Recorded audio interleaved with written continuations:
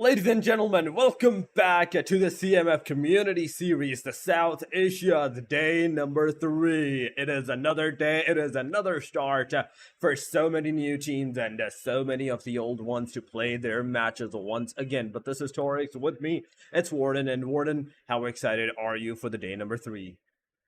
I'm pretty excited, man, because we had a bit of escalation as we were able to witness day 2. I mean, it was such a, an interesting take. I mean, we started off with like the first day with like, Team A1 like being on top. And all of a sudden, like on day 2 here, it was actually AXETRON Gaming and 52 Esports that actually took the spotlight as well.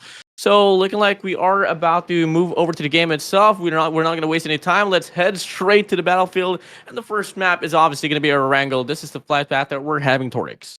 Oh, that definitely is the first flight path that we are having. Starting into the basic map of erangle, going all the way near from the shooting range, down south, eastern side to the Milta power plant. Novorupnoi, it is still accessible, and even on top of that, the circle is definitely there too. On the eastern side it is. So Gutkar region, you can safely glide up to that region.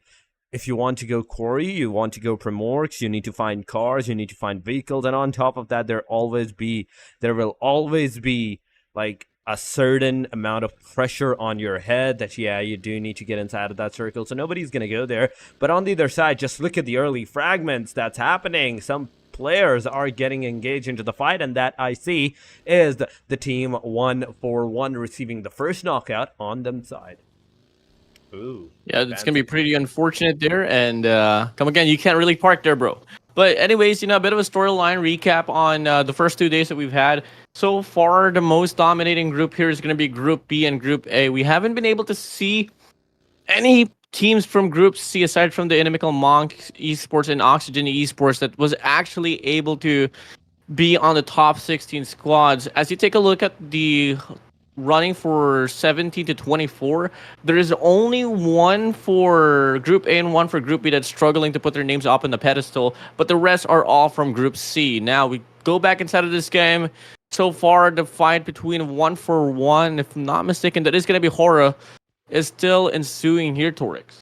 It definitely is. Team 1-4-1, they had the first knockout on their side. Hacker was on his knees, but HORAA Esports, they didn't overpush, and that's a good thing, because at this time, at the early stage, you don't want to lose your own players by just over-aggressing upon the players. But look at the kill feed. Fabulous for INIMICAL Esports, they're constantly getting barraged into the fight, and we are seeing some of the casualties finally happening. So one thing for sure is the team Fabulous 4 did lose some of their players, and at the same time as they were fighting with the other team as well, they also lost some of their own players as well, because in 16 teams we have 58 players remaining, and judging from the live standing, only 2 players were missing, meaning we had a total lobby of 62 players, and out of which 4 players have already been eliminated. INIMICAL Monks, they have lost 2 of their players. OG has lost 2 of their players, but look at the Fabulous 4 once again, getting another one of the team INIMICAL Esports player out. That's another job well done. TJ Boy is the final hope for the team at the Novorupnoi, and he can do nothing because he has nothing in his hand. The shotgun, 686 and M16A4, he can only do so much with these 2 guns. Like M16, that's a burst or a single shot, whereas the shotgun, you have to be super close to the player. You guys are also logging what groups are we seeing here for this first round. It is going to be Group C and Group A that will be having a tussle here on this first round of erangle. And so far, come again, biggest casualty that has happened here is up against Oxygen Esports and the one and only INIMICAL Monks. So, and the first few elimination points will go to the hands of Fabulous 4, as they were able to claim 3, and the rest will live on here. So far, we are still going to be on stage 1. We have a minute before it closes out, and we draw things back here onto the point of view of 1-4-1 and Team HORAA. Oh my god, but look at HORAA Esports, Mr. Burrow's location. If Hacker accidentally even moves a forward out into the open area. That's an instant elimination that Hacker is looking forward to. But Wow. Serious, you beauty, with the beast grenade No. fully cooked. He take down to Mr. Burrow right in that instant. Now, it's up to Hacker to whether finish that elimination or not, because the rest of the team, HORAA, is actually giving out the cover. Just look at No Fear. He's on top of the building. He just is waiting for the opportunity that if 1-for-1 shows their face, he is gonna seize that opportunity and take the player down. 1-for-1 Serious, after getting that confirmation on his elimination, he just move back once again. This is a good tactic, hit and run away from this area. 1-for-1 is just one of those teams that is not going to be the most dominating. I mean, they are for sure going to be starting off on this broadcast as the number 10 team that has 50 points. They up and up now with 53, actually in total, no, 53 points. So yeah, I mean, they are still going to be on top 10 here alongside with LOU. But up against HORAA, which is somewhat of a pretty lackluster team on that first day. They were showing some great lives, at least on the first few rounds, but everything has just been going downhill. But look at this, though. Fear from the set of HORAA. This find one player from the set of 1-for-1, and then it's going to be Hacker now down to the ground. Oh, he definitely is. Team 1-for-1. This is a momentum breaker for them too now, because HORAA Esports, they have finally made that equilibrium on the players. But the main question is, are they going to be able to confirm that elimination? Are they going to go forward, push forward? The answer is yes. No Fear takes another one of the player down. Hacker did get the revival done on himself, but at the cost of one of his own teammates getting knocked out at that time. Serious, Hacker now together. A single grenade could be the biggest demise of these guys. Grenade goes on into the panic room. Nobody's going to get hit. Nobody's going to get the damage. And once again, Team 1-for-1, they're ready with the full potential of their players. But Voltrix, he is struggling there. Zebian, you need to go fast.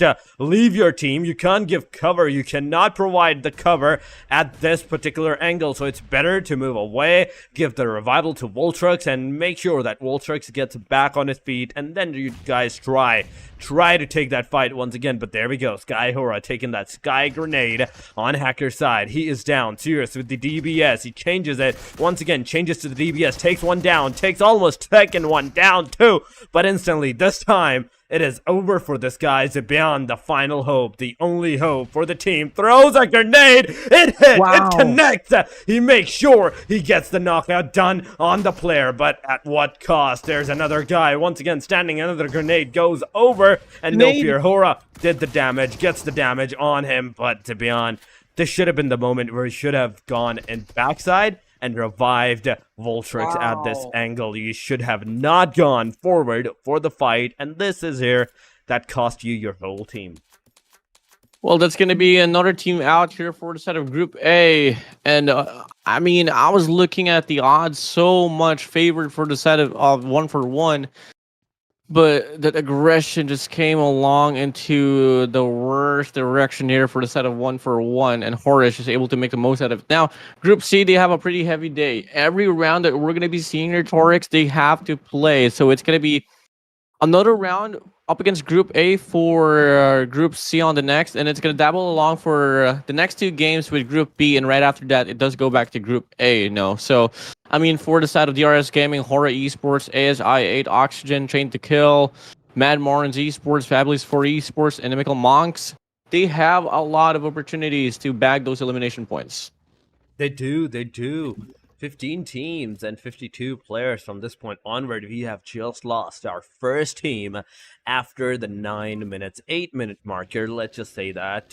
But now, from this point onward, the rest of the teams, everybody else, like INIMICAL, Monks, Fab4, they were one of the few teams that were kind of close to each other. But INIMICAL, Monks, they decided to move out of that perimeter, the Novorupnoi area, and because of that, now they're just surviving with a solo player, and the only hope for the team INM is to, hold those forts down, hold the areas down, and just go for the survival range.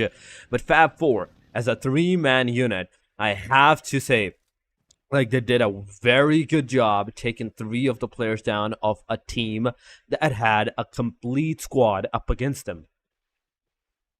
Definitely. And so far, You are seeing a bit of a stalemate here. DRS Gaming, I love the player comp that DRS Gaming has. In fact, I think if I'm not mistaken, they were able to win one round yesterday. So it's just a matter of time as well whether they can actually show the same dominance they were able to put up on yesterday's run. The problem that they have is that once they start off slow, they just carry it on all throughout the round. And if ever, let's say, they can establish some sense of dominance right from like the first few phases, maybe till then we could see them like much more heated up and just have more promising gunfights along the way. Moving over, stage 1 is now closing out. There's still going to be 2 minutes and 50 seconds for them to head straight towards safe zone.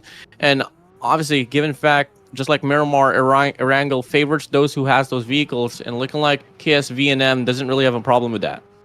They definitely don't have any kind of a problem with that. That is for sure. They have the vehicles, they have their arsenals are ready to go take the fights as well. But the main question is they haven't actually started to take any kind of fights.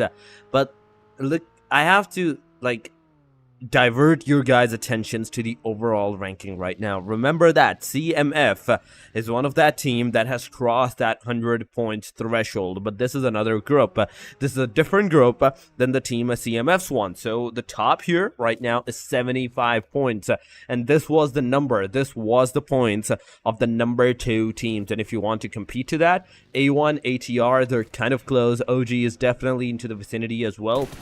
So they definitely have a chance to get that at least second position for themselves. But ASI8 Falak trying to utilize his M416 while being prone down to take the player out of the car, but inevitably he was not able to do that because he misses some of the shots. The player had the ridges for the covers as well. And there we have it. The players actually got the damage, but not enough damage that it could take them down out of the car. But D9, calm down, sir. Calm down. Get out of the car. This is not the way to go. You are not the Mater from the Cars movie. Definitely not, man. I mean, about to get detonated if ever the timing is not right to his favor. And come again, Fit Warriors here, they are going to be dropping a smoke to ensure that they're going to have a little bit more coverage. They are up against ASIA. Red Devil's going to be on the top side. Got to talk about Red Devil's accuracy, especially from the long distance. But Falak is going to try to close it out here. Going to be wrapping around perhaps. And the nade's going to get cooked as well. This might just be Fit Warrior denying here, actually getting denied off this very clash. But the nade falls short, and it's still going to be Fit Warrior sure complete composition. It is a complete composition at this time, but there we go. And there we have it. Red Devil taking D9 out. The Death Dome has also been taken down by the hand of DRS constantly. Now it's 2 different regions, 2 different areas where the fights are actually insinuating right now. ASI8, they're taking the fight against the team FW. There is DRS versus the team A1 Esports as well. FW, now these guys, the Juna, Yet, and at the same time Lukashi, the 2 guys that are alive, they have to do something up against the team ASI8's complete squad. They can choose 2 things, either take the fight or just get out of the area. And I think the later option is much better. Sounding much better right now for these guys, because surviving as a duo, you still have a chance even in the later stages, the 3rd, maybe the 4th, 5th stage at that time, to take those fights from different angles, get more back-to-back points from the elimination 1-1-1. You have to collect the dues at this time. You can't just grab a whole bucket of water, whole bucket of eliminations at a single moment from this point onward. Given the fact that AXETRON Gaming, they are the number 2 team here so far inside of this tournament, and they are trailing CMF, which is obviously the first team that was able to claim the 100 points. So AXETRON, they got a big bounty on their head, and as much as possible, you kind of want to put them down to the ground as early as the first few phases, because you don't really want to give them a lot of opportunities to get those elimination points. You need the elimination points. It's not the matter of factor of if you need them or not. You have to get them if you want to even compete into the top 16. Remember this, Warren. Definitely. This is the 3rd day. We have played the first 2 days of action.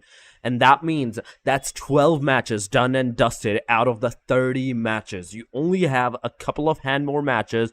You have to use them, utilize them as much as you can. This is one of the few matches that you need to like show your dominance, start to show your dominance from this point onward, because after this day, or maybe like the half day of tomorrow, there is no coming back from like how many points you can get or you cannot. If you have low points, like less than 50, you're not going to be able to like secure in one day like those 50 points, compete maybe into the top 10. No, you can only hope to compete in the top 16 after that point. But yeah, the top 16 fight is one of the few ones that will be going till the very end. This is one best thing, one good thing that I do like about the most on the round robin format is that you cannot see a complete winner in the top 16 until the very end of the day. Oh yeah, definitely, man. And you know, for the teams here of like Group C that is really struggling to put their names up there on the board, I mean, they could really gotta average like at least like 30 to 40 points a day starting from today to actually stand a chance to move over to the top 16 teams that will qualify for the grand finals. Now we take a look back here towards TX AXETRON. Come again, this is the strongest hitting team here inside of this lobby, number 2 in the tournament so far, and they were so nearing the vicinity of LOU, but looking like they call rendezvous instead, and that is going to be TX AXETRON going to be somewhat avoiding some casualty here and there, but kind of well expected. I mean, we are just starting to see stage 3 close out here, Torix. We are about to see the stage 3 close out, but there we go. LOU, The Last of Us versus the ASI-8. Both of the Pakistani teams are up against each other at this point, taking those casualties to their own names.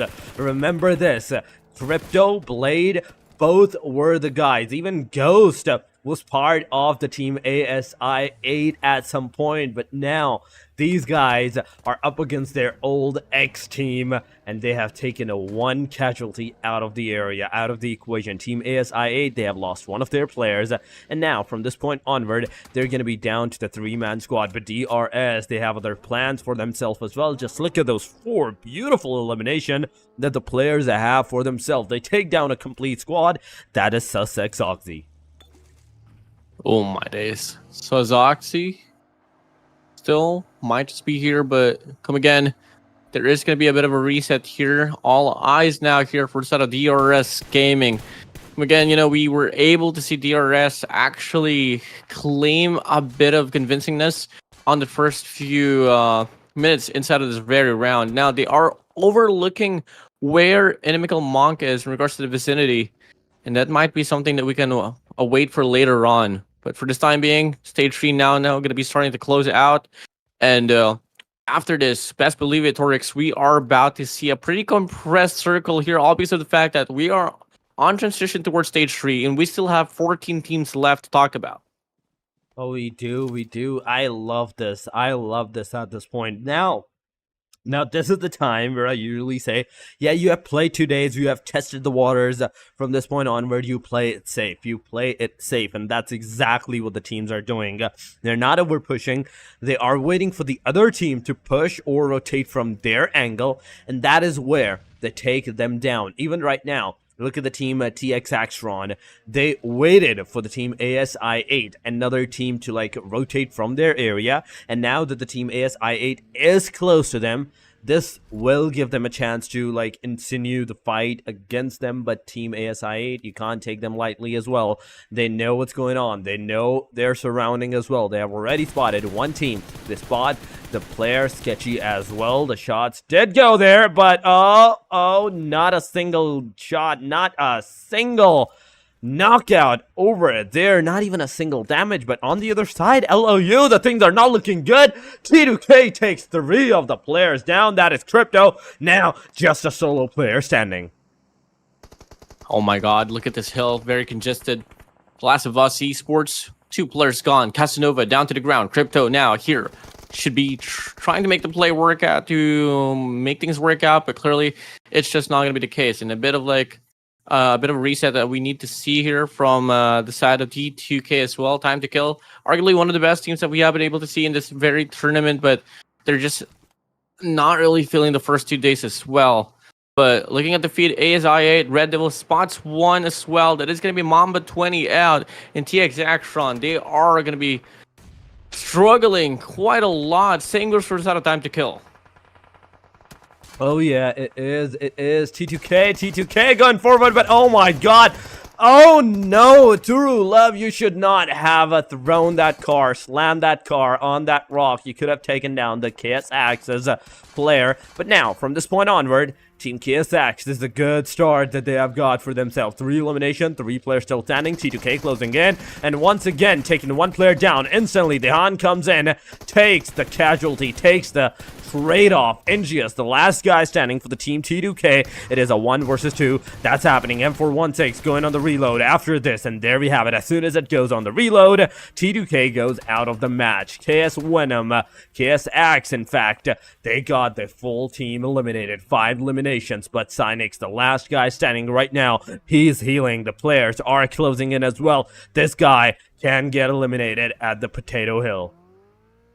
You got to keep in mind, we got a lot of notable teams that actually played for PMSL directly as well. I mean, like, you know, you talk about DRS, talk about HORAA, Kazakh, A1 Esports, alongside ASI8 Esports and Team 52. So, you know, those are surely should have been the teams that could be trying to get the domination, but clearly one of the teams that I mentioned is able to bag another elimination point, and that is going to be Killer YT from side of DRS Gaming, finding one from afar off the 4X with this M4. Oh, it is. But I love the fact, I love this lobby at this point. 11 teams, 4th stage.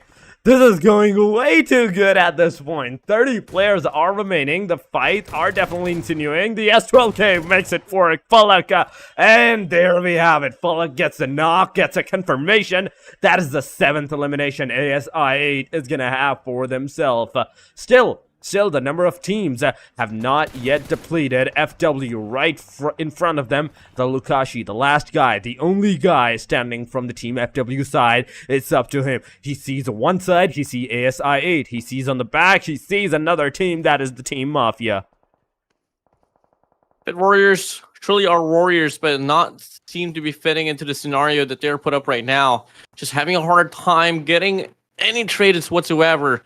And with Lukashi only having a DBS, it is just going to be holding them down just a little bit now. Come again, we have 11 teams here in total, 28 players remaining. And, you know, in the span of like 5 minutes, Storix, we were able to see 3 teams collapse in the process. So that is just pretty unfortunate, but hey, it is what it is. Soon enough, we might just be able to see the upbringing run as well between ASI8 alongside the last and final player for the set of Fit Warriors. But Falak eats his own. They know it's going to be a team drop here. That is going to be a pretty false mistake. Come again, the last player, Lukashi from the set of Fit Warriors, still going to be playing there on the top side. And it's just all going to come down to when the commitment comes through from the set of ASI8. Oh, it is a commitment come true from the ASI8 Falak Kanaki together now with the Red Devil. All they have to do is revive their players, get the healing back on the 75%, then go forward. Look at the Team Fat 4, they get eliminated. Constantly, it is a barrage of teams falling down off the perimeters from 11 teams. We are down to the 8 now. LOU gets eliminated on the number 9. Then, now from this point onward, 21 players that are surviving. They're somewhere in the region of the bottom lines, like MME is still alive, Fab 4 is there, HORAA is alive, ASI8 is alive as well. And if you're talking about the Team Mafia, they're alive with the 2-man squad. But in fact, Fab 4 has been eliminated. There we have it. DRS with the 4-man. It is the only team. They are the only team with the 4-man squad going around the perimeters. But can they get the winner chicken dinner? This is the bigger question.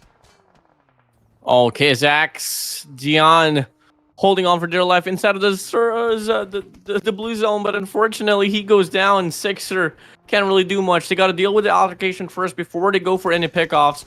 One player is going to be there. They're going to go for the chow from the side of A1. It is going to be Hitman here looking to get the final shutdown up against Zax, but unfortunately from afar, he does get taken away as well. And now it's going to be HORAA eliminated from the scene. Same goes for the side of A1 as well.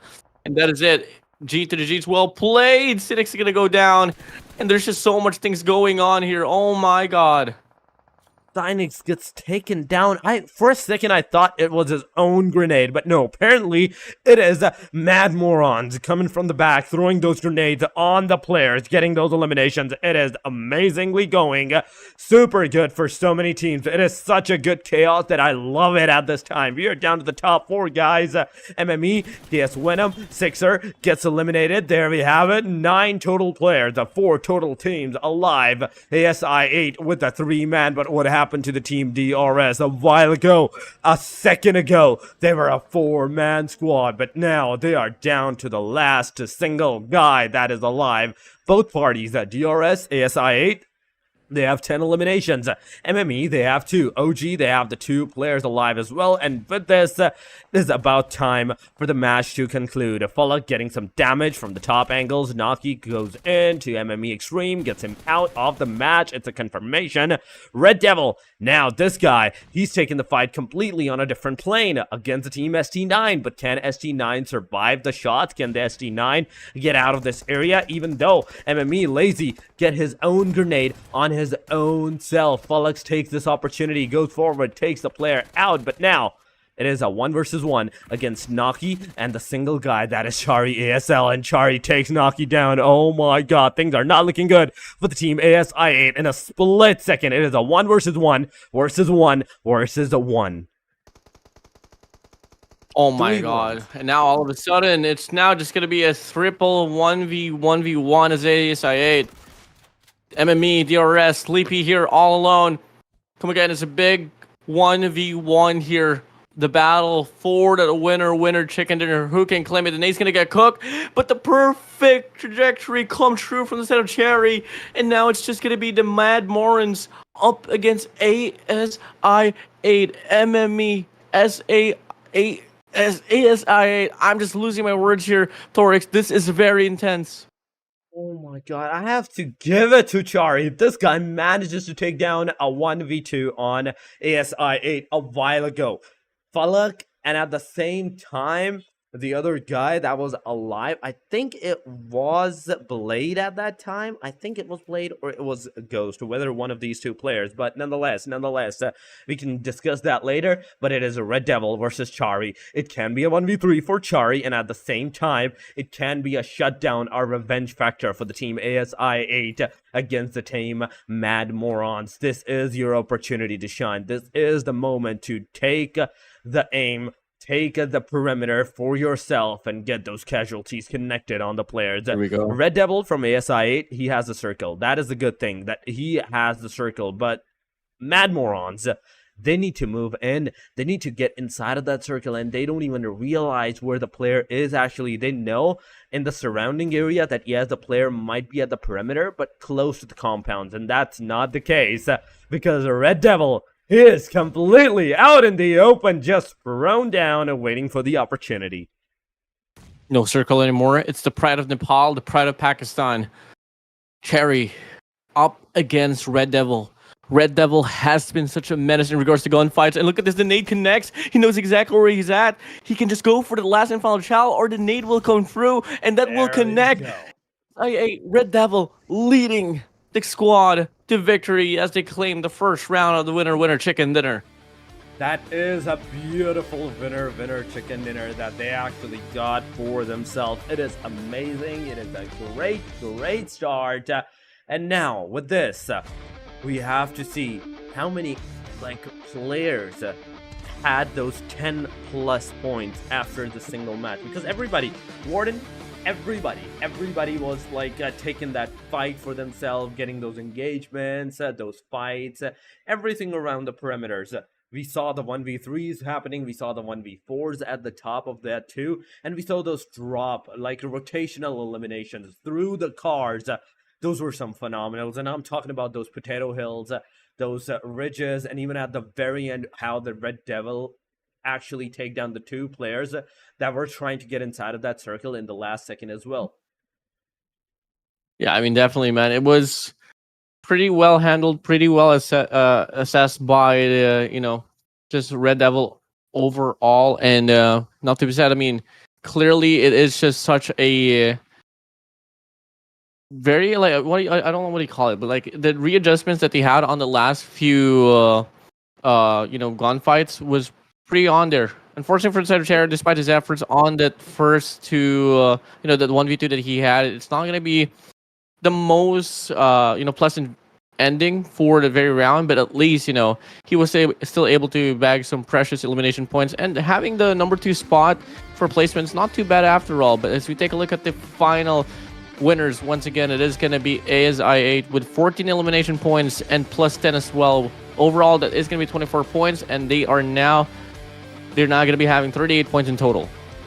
Oh, they are. They only have 38 points. Still a lot of work needed to be done by ASI8. So I do definitely say this is a well-deserved match. This is a start for the team ASI8 right now, because overall ranking, they are still below that point where you can actually qualify for the grand finals. They are still at the number 18.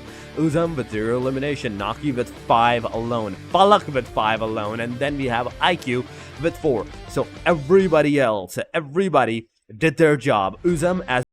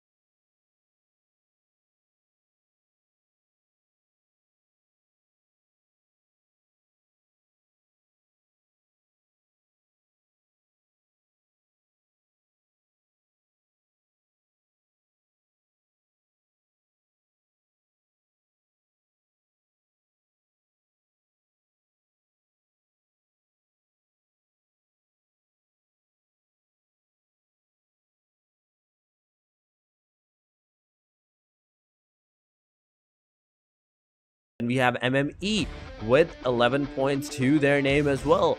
KS Venom, KS Axe, they got 10. HORAA Esports 7, 5 for Fab 4. MAFIA with 4. OG with 4. T2K with a 3. Then we have 0 lines on the bottom 4. Sussex Oxy, ATR, FW, INIMICAL Monks. Yeah, I mean, we're just pretty unfortunate here for the set of INIMICAL Monks and Fit Warriors alongside with ATR. I mean, definitely for the set of ATR, the amount of rounds that you're going to be playing for today's broadcast is pretty limited. And if you want to sustain that number 2 spot for you in this very tournament, you really have to, first of all, not afford to go for a round where you don't even average like 15 points. You need at least 15 points for you to be stable on towards the top 2 spot, because we know for a fact seeding might just come. No, not really seeding. I mean, it's not really gonna be like the biggest factor out there. But anyways, we draw things back for the match schedule here. We got to see there's still gonna be 5 maps in line. The first round is gonna go to the side of ASI8.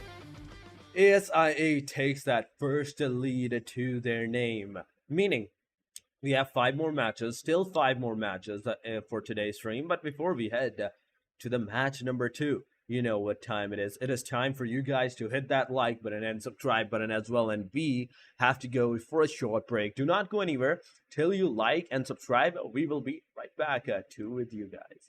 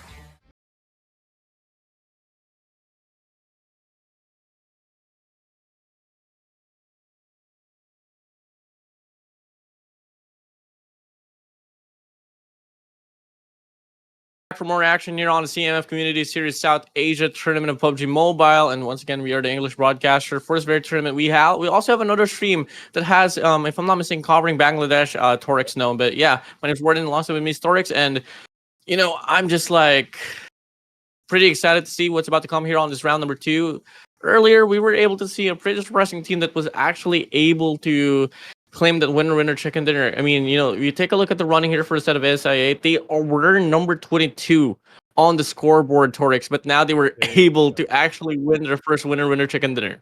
A big jump from their side, and that is a good thing. That is a good thing that the bottom line teams, the teams that are at the bottom of the overall ranking, they're doing something. They are trying. They haven't given up yet because they know there are still 3 exact days before this complete domination, this complete tussle ends up for them as well. But now it's time for the match number 2 to commence. The Sanhok it is, and we are about to head into it in a second. And here we go, guys. The plane line on our screen, going from the hot inside all the way to Kampong. But who are we kidding to? It is a Sanhok. You can go towards the Nakham as well, towards the Shami. Wherever you want to go, you can go. This is your map.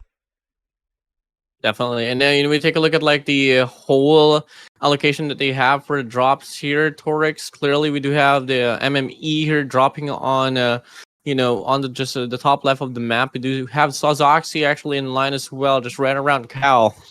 T2K will be right next to them. Same goes for a set of LOU, and the rest will live on. As we start off this game, we can totally expect that there's going to be a lot of gunfights involved right from the get-go. And so far on the feed already, we do have SC9XOG going up against KSVNM, if I'm not mistaken.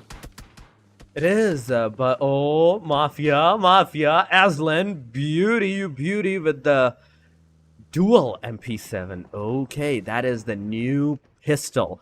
Warden, let me tell you, this gun is a beast. This gun is the domination. Just look at this. This gives me the vibe of the OG style of games where you add the bullet times, you just jump around the area, then use the bullet time to tackle the enemies down. I know what game you're talking about, bro. I know that. Yeah, there we have it. But yeah, it brings so much memories. But nonetheless, talking once again back into the action, we are seeing another team, SG9 versus the KS Axe, taking both of the players down, and that's an instant elimination on a complete team. Oh my, that was truly maximizing the pain of their opposition there, Torix, if you know what I mean. And so far, it's just going to be OGXE9 here, which is probably one of the most promising squads there is in this competition. I mean, they are number 6 so far here on the leaderboards, and they are able to get through a whole squad with only Vex getting knocked out, but fortunately he's back in track, and that's going to be able to set the tone here for this very squad here, Torix. It is, but Wadu, he finally got that healing on him. ASI8, once again, is the curse gonna continue for these matches that the team that get that winner chicken dinner instantly dies into the next game early on? Wadu, it is your time. AKM on the players, gets the damage but not the knock. Wadu finally gets taken down. Team ASI8, that's the first elimination that they are gonna have for themselves. Naki closing in, 30 bullets, lock and loaded, but 2 players of the team MME in the close vicinity that can get the shot done. Extreme now leaving the perimeters, going towards Fullock's side, but oh no, Red Devil, this is not the way to go. This is not the way to get knocked out. Fullock gets a confirmation. Uzum is just chilling inside of this container, and he's waiting for the players to cross over on the road, and he's gonna take the player down, but misses, barely misses. No, he has given out his location, and now the only thing that he can do is give the call out to his teammate that, yeah, the player have crossed over. He cannot give any kind of cover, and his teammates have to do the thing. I know for sure AZI8 here, they're on the verge of to go for an overdrive, but unfortunately they gotta meet the players of MME. Extreme goes for the spray down, finds 2, and all of a sudden AZI8, they're falling into shambles, not exactly knowing what to do anymore, and it's just gonna be one last player that they gotta hope for up against MME. Extreme wants to go for another shutdown, and he's gonna be drawing things back. The cavalry arrives, and now all of a sudden we get to see by surprise the winner of the previous round eliminated this early in Sanhok. Oh, they definitely did, and that's exactly what happened. Exactly what happened. I called it out. That the team that gets the chicken dinner instantly annihilates themselves into the very next round. Team ASI8, no, this shouldn't been done. This shouldn't have been done by you guys. That you should have broken that curse. But nonetheless, there's still more chances for you guys to compete. There are still more matches remaining, a lot more. 2 days, and this day not included in that. This day is a separate one. The 4 matches, 5 matches still for you guys. You can definitely do better. 52 players remaining, 14 teams. So far, we have lost 2 teams. That is KS Act and the team ASI8. But talking about those unfortunate factors where they did took that fight, the teams took that fight and they lost some of their players, it is MME first and foremost. They got the 4 eliminations, but they lost one of their team members. MAFIA took down 1 player, but instantly that was traded off by their own team members as well. So they're 3-man standing. DRS is a 4-man squad. ATR has lost their own player as well, so they're down to the 3-man standing as well. And the rest of the teams, they haven't even started the fights. They haven't even got engaged in any one of them. And because of this, the sanhok is kind of going to go to the slower pace start. Love might be in the air, but in the map of Sanhok, it's just going to be a bloodfest, bloodbath. Fabulous 4, Frag, getting the first kill up against SD9XOG. Cobra going to go down now, away from the scene. And we get to see that it's just going to be ST9XOG back against the wall. We go to the point of view of the Fit Warriors, and they're not going to be too far apart as well up against the squad of ST9. But Fabulous 4, come again. This is one of those squads that can actually turn it up when it matters the most. And so far, they do find another player from the side of INM. And I'm just so stoked now on how they are putting themselves into a lot of casualties, but are still able to sustain. Look at this. Now they're up against ST9. Oh, they go for beautiful. a pinch. Zeref from the right side. Going to be able to get the punch down. And now we are just seeing left, right, back, front, center. Fabulous 4 dealing with numerous casualties, but they're not backing down. They definitely are not backing down. They won that fight. They won that engagement. And yeah, because of that, it's still going to be a lot more waiting time for you guys to take that opportunity where the other team is going to show their face. You're going to have an opening, but that's about it. Fabulous 4, they have lost their patience. They are going forward, rushing on. Mad Max goes down. K-Law gets that elimination. It is another elimination for the Fab 4. ST9 loses yet another player. This is the first, I think, elimination that Fab 4 is going to have. This is the 3rd elimination Fab 4 is going to take. 4th one right now. And with this, OG is down to the last guys. This is something. This is something to be seen. Sanhok it is. We either see a complete team wipeout or we don't. But staying alive with a solo player puts you so much into like that panic mode where you're like, oh my god, what am I gonna do? But INIMICAL Monks coming from the backside, taking 1 player of Fab 4. There we go. 1 gets taken down. Fab 4 getting after those 4 elimination. Now this is the time for them to even lose their players out as well. I was liking the play here for the set of Fab 4, but the fact that they're just so split apart gives them no opportunities to even get the trade, giving the squad of the INIMICAL Monks esports to just be able to get that first kill here from Fab 4 that quickly with no casualties whatsoever. And now INIMICAL Monks not going to be going up against Fab 4 for this very altercation. Might just going to go down to D9. And so far, D9's gameplay, he always loves to play on the front lines. And it's not really the most promising shape for him. But let's see what's going to be the answer for him here on this very casualty. And so far, he's going to be able to get the spray down. What a shot directly to the head. CJ Boy's going to go down. And the rest of the squads of the INIMICAL Monk is now going to be alerted. And then the question is, are they going to fight or are they going to fall back? It looks like they want to run away.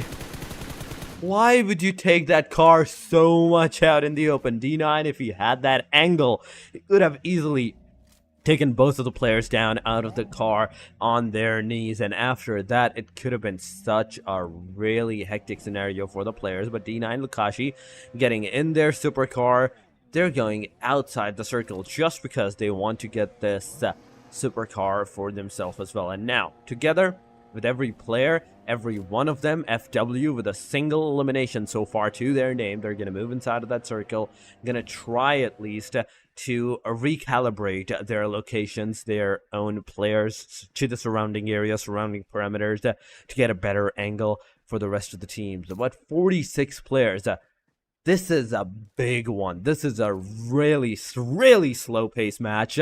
9 minutes in, only 2 teams got the confirmation on them. 46 players are alive, meaning that after like this stage, maximum this stage, we're gonna see a bloodbath, Warden.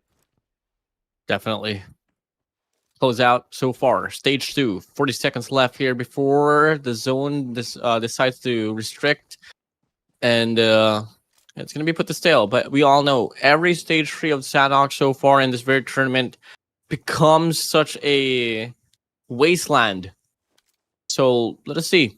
25 seconds left before the zone starts to restrict.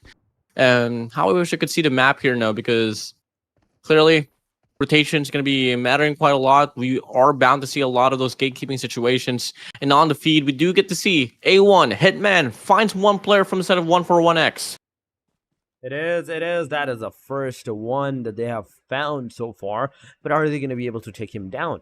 Because this sanhok, the positions that you are in, you can't possibly take the long-range fight. sanhok is one of the few matches where you actually have to go push forward on the players. You can't just stay all like to the long-range vicinities and take those shots. No, it is not the Miramar. It is not the typical Miramar where you like do the taps, get the elimination. But oh my god, am I getting wronged once again? Because I see Kanza with the arm, and with the shot he gets a knockout, but Kanza instantly gets a knockout on himself as well by the hand of Exoxy. So this is a back-to-back, both sides, and equilibrium coming on. But looking at the team TXX so far, AXETRON, they need to move inside of that circle. So far they're looking on the other side of the bridge, the small bridge, to try and find out if anybody's going to be crossing it over anytime soon. Hide in the draws. Gonna be tough here for the set of 141. Especially with Voltrux out. We all know how detrimental the player Voltrux is. For one time where 141 was able to get a pretty good round, he played such a huge factor in regards to getting those elimination points. And looking like they are about to close out here up against A1 once again. They want to have that vengeance. They want to get that revenge. They want to find a means to get the trade. But on the feed we go. It is Fit Warriors going up against one squad, and that is going to be Fabulous 4. It is Fabulous 4 so far. But yeah, the thing is, after getting those first 4 like eliminations, they're kind of like, that's the slope going down for these guys, because they have lost after that 2 of their crucial players. Surviving with a duo in this kind of a lobby, it's going to be such a hectic job for these guys. FW just chilling here, taking their cars out for a stroll. But remember this, you need this car to get inside of that circle to make those hard covers for yourself, even if you find yourself into a difficult situation. DRS, they have 2 eliminations. They have all the 4 players still standing into the game. Going forward, trying to get inside the circle first and foremost. AXETRON also needs to do the same, but DRS, they have their eyes set up upon the DRS. 400 almost bullets in the hand, in the backpack of 90 degree. But the DBS on the other hand, he's ready, he's loaded straight up to either take the player down from a long distance, or if someone comes in close, he has the element of surprise. Stage 3, as it opens up, there's still going to be 14 teams here right around 13 minutes inside of this game. And it's just kind of bound to be a pretty mind-boggling stage that we're going to be seeing here for this map of sanhok. As we get to see players starting to get compressed with one another, best believe it, it's going to be non-stop gunfights. Clearly, this zone restricting here in this very moment would come into matters quite a lot soon enough if there are going to be teams that will be playing around the outskirts, and that's well given at least half of the lobby should be dealing for the rotation. We get to see the point of view now here for the set of HORAA. They are seeing Fit Warriors right across, but on the left side there is another squad that could be their problem. But for this time being, we only have 1 minute and 30 now for stage 3 to close out. Let us see who's going to be put to more pressure. Who's going to be put into the more pressure side? Yes, it is. Let's see and let's find out. Navid, so far with the one elimination, A1 Esports with a full team.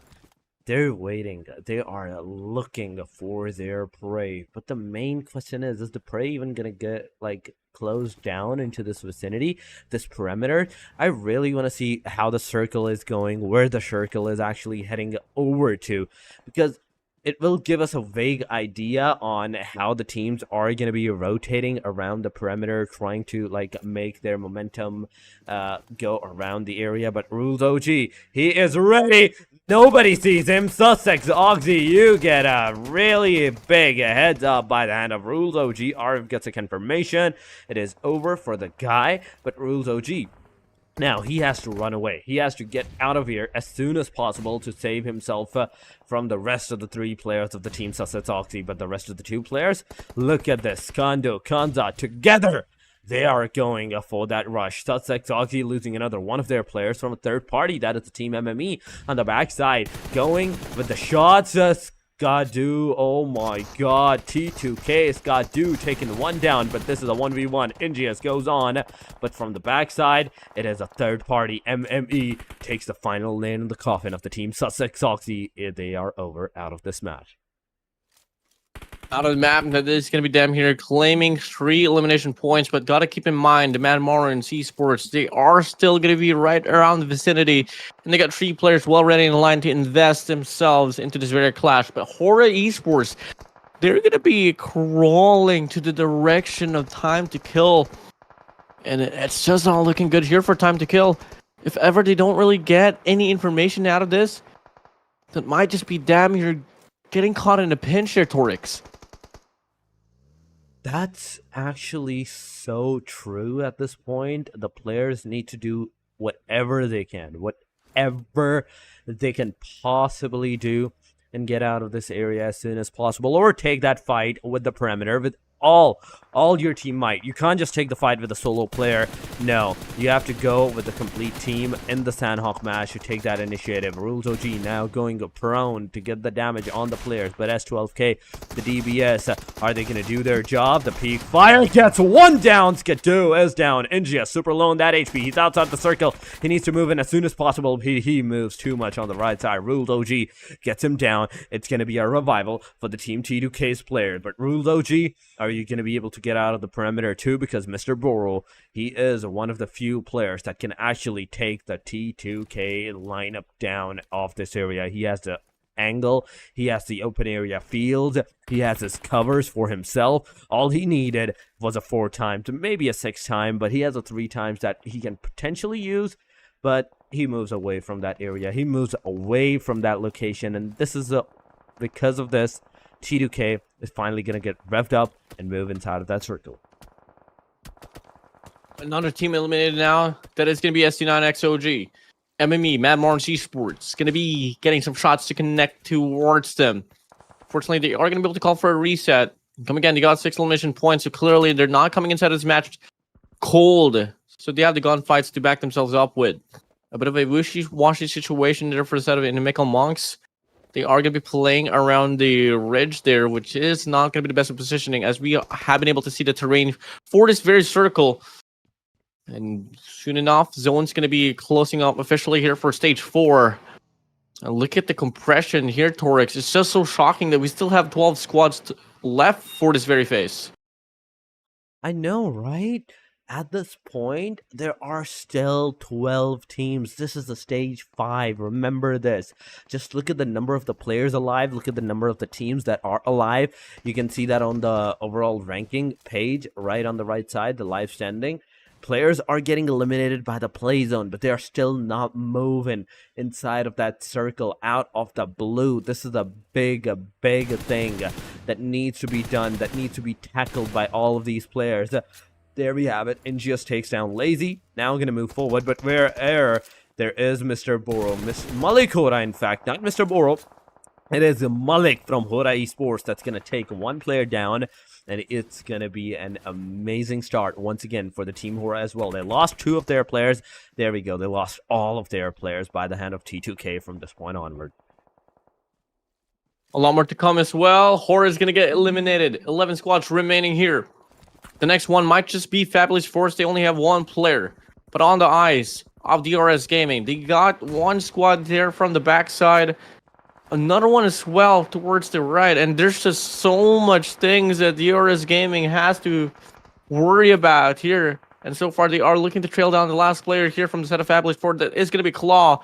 Claw now here out in the open, but in the process, MME does get eliminated. Should be the next here for the set of Fabulous 4. If Sleepy can get the last and final shutdown, and looking like the circle might just beat him right to it as Fabulous 4 gets eliminated. They definitely do. They definitely do. 22 players remaining. We had 11 teams. Now we down to 9. One esports novice. Oh my god. You could have gone prone, man. You could have prone down at that perimeter. Could have survived there. But DRS, they have other plans for you. They take you down. That is a 6th elimination that DRS is going to have for themselves. MAFIA, the team T2K, they're down to the very solo player, very last player. But look at the kill feed. 1 for 1. LOU. There is the inimical monks as well in the midst of that too, taking those casualties, the fights. But Jama, you're gonna throw that grenade. It actually isn't gonna hit anyone, but DRS killer YT outside of the circle takes one player down. Chama trying to take the player down with the UMP 45, but no casualties. The connection is a yes, but the casualty is a big no. Killer YT gets knocked down. 8 only bullets in the backpack of Chama, changes gun, but that's the split second that creates the life and death situation of DRS's player. Chama is knocked out, but Gaming X, he manages to nail the final player out, and DRS with the 9 elimination, they are still standing strong. Eliminating Fit Warriors in the process here. DRS Gaming come again, showing why they are here on top of the board. Time to kill gets eliminated as well. There's just so much things going on. 15 seconds left before the circle gets more compressed. And DRS Gaming so far, they only got 2 players to play with. But it's not too bad, not too shabby. It's not going to be them on the trail quite a lot in regards to the odds. As if I'm not mistaken, we are seeing right around a possible 2v2v2 here. So it's just a multiple standoff between these squads, but more about just holding on to the last 2 players here. We got DRS, MAFIA, INM, and 1 for 1 as the top 4 teams, top 5 teams in this competition so far in Sanhok, Torix. It is. This is the Sanhok. This is the top 4. MAFIA gets eliminated on the number 5. We are down to the 7 players, 4 teams. It is a 1. In fact, 4 teams. Yeah, 4 teams so far. It is 1 versus 2 versus 2 versus 2. Everybody is a duo, but just a single team. And I think that team is the team 1 for 1. Hacker, the only guy that is alive. It is up to him to get some more casualties and more eliminations for his team. Squeeze as much positioning points as you can from this point onward. This is the only time that you're gonna have for yourself. Let the other teams fight, get them knocked out, take that initiative to take that elimination down. But Naruto, you should have taken the fight against a ghost at that point. You should not have gone to the fight close to you, and mainly because of that, somewhere around the perimeter, Ghost has the upper advantage against you. He takes you down. LOU, that's the 3rd elimination, and Inimical Monks gets out of the window. 10 elimination, 3 elimination, and then we have 2 elimination. DRS is another beast in this game, in this match right now. 10 eliminations in their previous one, 10 elimination even in this one. 11th comes on, and 1 for 1 gets out of the match. It is officially a 2 versus 2. The last of us, the last of them versus the real soldiers. 2v2, now we go. Nade's gonna connect. DRS Gaming X gonna be down to the ground. It's just a 1v2, not unless we get to see the pickup off the knock. Last of Us might just be able to deny a dynasty run here for the side of DRS. As Sleepy with the DBS tries to make the play, he gets tagged up. Last bullet to connect here. This might just be it. This should be it. A pinch ensues, and LOU denies the winner chicken dinner up against The Last of Us. The Last of Us gets that amazing winner chicken dinner for themselves, but not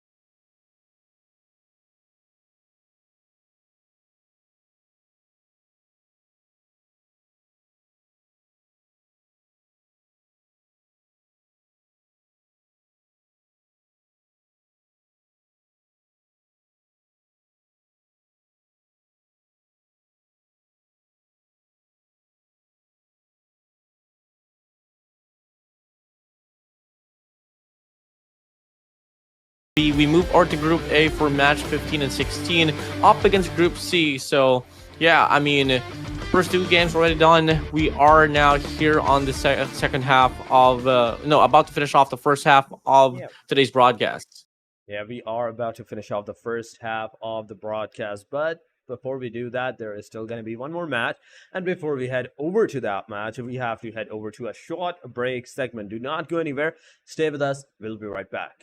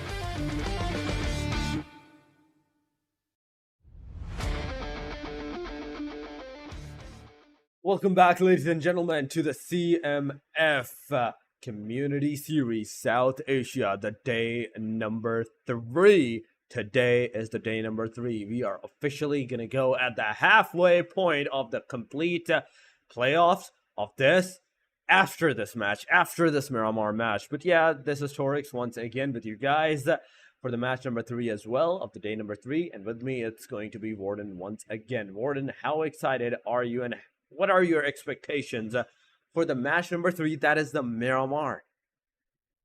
Obviously, it's gonna be slow. That's like a very well given factor for the set of Miramar.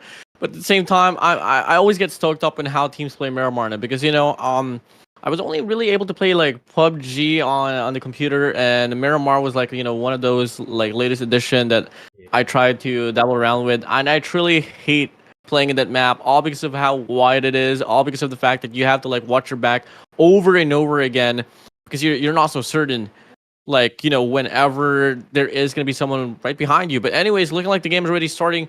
Let's take a look at the flight path here on what's going to be the pathing. Slicing nearly towards the bottom right of the map. I mean, it is going to be starting right around just overall to directly towards the right, ending off on Minas del Sur. So if you want to talk about El Paso, Crater Fields, La Cabrera, Ruins, Trailer Park, it's just not going to be part of the composition. It definitely isn't. And this is the thing. This is the momentum that the players needs to do something at this point, because their drop locations, if they're gonna go at the northern sides, the northwestern corners, they need to think of something else. They need to definitely think of something entirely different to go there to like secure that. Even though the circle has already gone towards the southern angle, Los Leons is being contested by 2 different teams. There is the Picado going around with 3 different teams at its angle. So it's going to be a 3-way deadlock, maybe there. But Knight, once again, with the lava suit, he is ready. He is the Draugr right now, going forward. But Shta from Raw, alongside of the rest of his team, against the team at CMF, the top side team. Oh my god, Fassel instantly got a headshot connected on him by the hand of Staw, and it's going to be a first casualty, first blood going around into the name of the Team Raw officials. That is just wild here, honestly. I mean, 2 teams from Group A just having a fight for it, and I mean, that's just something that you don't really want to see now. I mean, Group B at least, and see there, but wow, that was just pretty intense. I mean, kind of unfortunate here for the set of CMF, all because of the fact that they are really longing to have a greater run, all because of the fact that they were the first team to reach the 100-point mark, but looking like another player goes down to the ground, and it's just all because of RAW Esports. It is RAW. It is them taking that initiative to that team that is on the top of the table right now. But look at the kill feed. There is HORAA Esports versus DRS happening. Both parties are definitely not giving up, getting those damages connected. Knight gets a knockout on himself at this time, and CMF is down to the last 2 players. It is the only 2 players into the casino, and oh my god, Boror IGG, he had the opportunity to take down the Sharp X, but he misses. He barely misses. He gets the damage done, but not enough to get the player knocked out. So Reflex and Sharp X, it's up to you and your Thompsons to get those casualties done on the player. They're closing in. The shots are going around. Reflex, can you get some casualties connected or not? Raw has the S1896. He takes one down instantly. The car is being contested too. The car side player is being contested too, and the Reflex takes him down on the top side. The last one goes out of the window as well. Sharp, Reflex, Knight, all surviving just at the casualty of Fassel, and Team CMF in the match with 4 eliminations. That is going to be them having much more of a better look. For a moment or so, we were able to see 1 player down to the ground up against RAW, and all of a sudden they were just able to revitalize the situation. And that's what happens when you tickle the bear. They do fight back, and they do hit hard.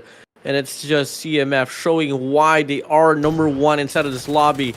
And now we draw things back here between HORAA and DRS. DRS has had such a good run up against HORAA. it might just be them blowing this one out as we get to see the first blood coming in. That is going to be one player down here already for the set of HORAA.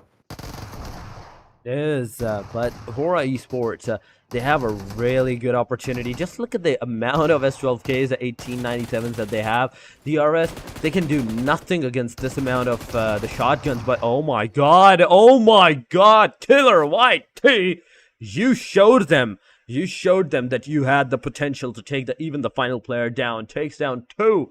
No Fear, Sky, both goes down to the same M249 fire. But last but not the least, the final guy comes in to save the day. HORAA is surviving with the 4 elimination. ASI 8 so far, no casualties, no fight whatsoever. On the other side, if we are talking about the team MME, they have also engaged into a fight. So they're getting some knockdown. Extreme, look at that. HALAL Esports, they are the one responsible for the knockdowns of MME.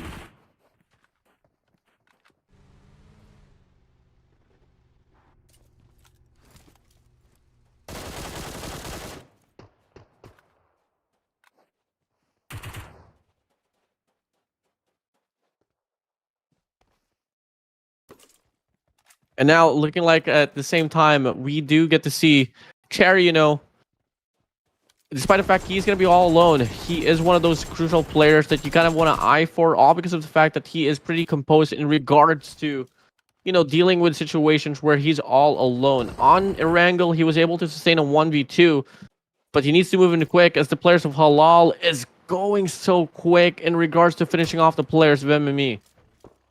Oh, that is true. That is definitely true. HALAL Esports, they are definitely doing something, but PX, one thing I am so glad to see is that the PX is actually maintaining their distances. They are making sure that at least one player is constantly giving cover from the backside. The rest of the players are going around the perimeters to take that engagement, but there we go. Mad Machine now has lost his patience. They are all going in. They are all going out. But I think they got a call out that, yeah, it's not worth to take that fight around this perimeter. We can get a third party on our cell, but, oh, wait a second. What is up with this minivan? How did you get a minivan that is so perfectly aligned straight up on a leaned surface, man? Perfect driving. That's what you call it. And there's a lot of goofy moments sometimes, I swear. Back to HALAL. It's a 1v4 coming again. K. I don't even know what he can do here. It's just all going to come down to whether can he even get a pick off before he does get eliminated, because he is bound to get taken away from the game already. He goes for the spray down, and unfortunately, that was the wrong time for him to peek out. Flash gets the final kill. HALAL is now going to be out from the lobby as well. Oh, he is, definitely. PX, that is the second elimination that they are going to have for themselves. But I really love the fact that not only these guys actually pushed towards HALAL, they were so confident that they actually took the player down as well. But CMF, once again, in a pickle because T2K is in the close vicinity. They are here to take that fight. Skadu comes in, takes Reflect down, and GS is also knocked out. Kanza from the back angle gives a beautiful cover, and there we have it. The 2 eliminations of CMF going down to the name of the team T2K. The last guy, that is Sharp X, is right now alive, and he is just across the road. He is just across the perimeter, waiting either for the opportunity or either for the team T2K to look away from that area that he can just get out of here, get into the safe side, and just survive for the next few moments or maybe some few zones. So Zoxy here on our point of view right now, I mean, on the first day, they were showing so much promise in regards to their performance, but I don't exactly know on why yesterday they just really got slowed down. I mean, Hunter is one of those players that you truly want to eye out here for this very squad, but clearly everyone is just cold-feeted here for the squad of Sazoxy. But, they're on 39 points after all. If you were able to tally as well, where do they place in regards to the start of this broadcast here? I mean, they are still going to be part of the top 16, but they just need to double it down here for today and just make the most out of this. And now we go back to time to kill, which earlier they were put into a lot of trials, but one factor that they really struggle at is playing off each other. They tend to spread apart too much to the point that once they do find themselves into a casualty, they can't get the trades quick enough. They definitely can get the trades quick enough, but the main concerning factor is that even if they get this elimination, then what are they going to do? Are they going to go for a next fight? Because so far, how the teams have been playing this game is like they've been playing it super slow.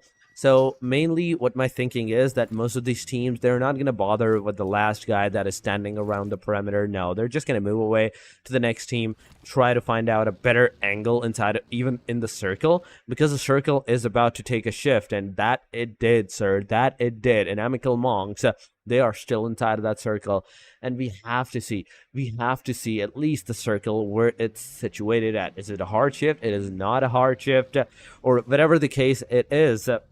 We have to know to find that out. But 43 players are remaining.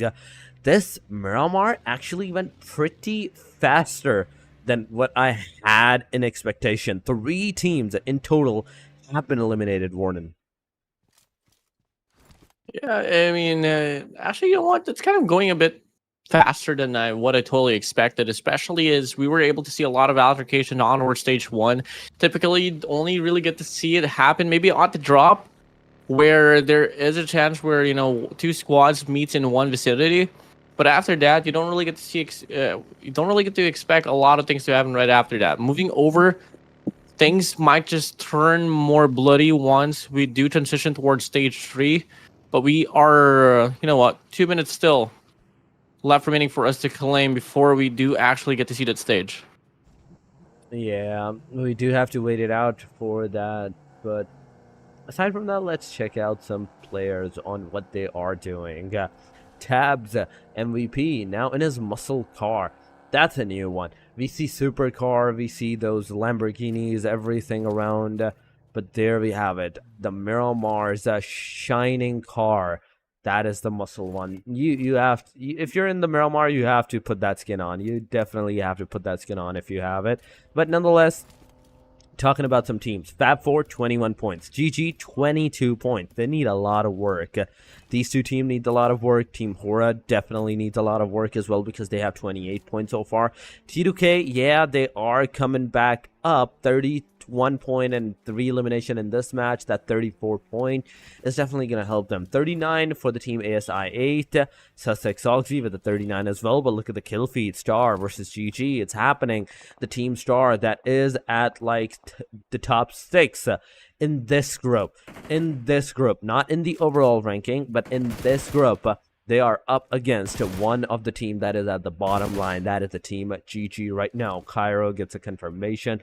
So basically, a lot of players from the team GG side, they're getting the confirmation. And it's over. Over for the team Guts and Glory. Star took them out. They get all of the players eliminated. That's 3 elimination to their name. But HORAA Esports, they were also close to another team, but decided to disengage with the fight. A lot more to come here. T2K, they do find one player, if I'm not mistaken, up against RLX, but RLX, they do respond back with their own force as well. And gosh golly, I mean, it is just a bit of a heavy fight here on this top side of the mountain. And RLX, they're going to get eliminated just like that. T2K, they sustained for another run and only dropping a player knocked down to the ground here for that very casualty. And if I'm not mistaken, that is going to be them claiming 4 here for this very clash. Actually, it's only 3, but hey, elimination points is elimination points. Oh, they definitely are. They definitely are. If you have eliminations, you have eliminations. There is no denying that. And no matter how you get it, you steal it from another team. It's yours now. It is yours now. The other team can't do anything about it. But no fear, HORAA. He's on top of the building. The rest of the team, HORAA, just look at them. They are so close to the perimeter of the T2K, in which case, one player actually took down Malik. Now, Sky, You need to heal yourself, but the grenades are coming in your direction. A lot of damage did ensue from the side of Sky, but not enough to get the player down. Instantly, 2 players sees him, gets the shot connected, and Sky is down on his knees as well. Now it's time for the last guy, No Fear HORAA, to do something for the team, get some more casualties connected on the players. But look at the T2K. They are ready. They know exactly where the players are, in fact, and as soon as I do believe so, No Fear is going to show his face. That's definitely going to be a damage on his side. But oh my goodness, so Sharp from that long of a distance only hits. Look at the damage on the helmet. Yep. I mean, it's just much more better to just take that helmet off, honestly. Yeah. But hey, it's all okay. T2K can't catch any breaks whatsoever. But fortunately for them, I mean, the top dogs of this very game, let's say like CMF, they only got 1 player. 52, they still have 3, though, so that might just be a contender here for this winner chicken dinner later on. But HALAL and DRS out away from the lobby this early on is truly one of the biggest factors out there. Might just be PX that could take the spotlight, we don't exactly know. But for this time being, the team that is truly heated up for this very map has to go to the side of T2K. It does, but 33 players, still 33 players, and that's a really small number in comparison to the second stage of the Miramar. The players are going way too fast here. They're taking 1, 2 players down, and that's exactly what's happening. The teams are dying in parts, not as a whole, with a complete team elimination. They're dying in parts, like one player gets eliminated at one perimeter, the other team takes down the rest of the players of that team. That's what's happening. PX now looking at the Team 52 esports right now, getting some shots connected on them, but unfortunately for these guys, not a single shot got connected. 52 now moving away from this area. Oh no, this is going to be a hard one. Ratata. You're either going to get eliminated here, or you're just going to take at least 1, 2, maybe 2 players out of this area. But DBS it is in this region. Jack from the backside, I don't know where he actually came on, because he did a lot of damage on the player right close to him. Ratata gets a knockdown, another grenade goes over, but nobody receives the damage from that grenade. Flash trying his level best to take the final player down. But 52 T24 OP on the top, he gets flashed down. PX, things are not looking good for you guys. Player on the top side is able to get a clearance here for the set of Team 52. Now it's just going to be Oseman alongside Machine to try to make the clutch. Can we get a still a 50-50 battle? Very doable for the set of PX. Still very doable as well for the set of Team 52. It's just all going to come down to who can make that last and final adjustment. And clearly the Machine is going to go for the tap. And OP just get dropped down with enough to sustain just a little bit. Going to go for the reset. Jack Daniels here dropping. DBS is out. He needs to back away here. He's caught in a pinch. And now it's just all down to Jack Daniels to sustain as much as his teammate tries to help him from the top side. Unfortunately, he is able to survive in Team 52. They wipe away the opposing team here. That is just another squad eliminated from the scene. That's another team out of their way. 12 elimination on the other side of the T2K's hand. Oh my goodness, that's a big boy number straight up there. T2K, might I remind you, they are one of the few teams that did a lot of good, so far matches for themselves. 31 points they have. That's on the number 10 with the 12 points right now. And still 8 teams alive. Let's say 7 if you take them out. That's still a lot of more elimination that you can possibly get for yourself. But Uzum receiving a lot of damage.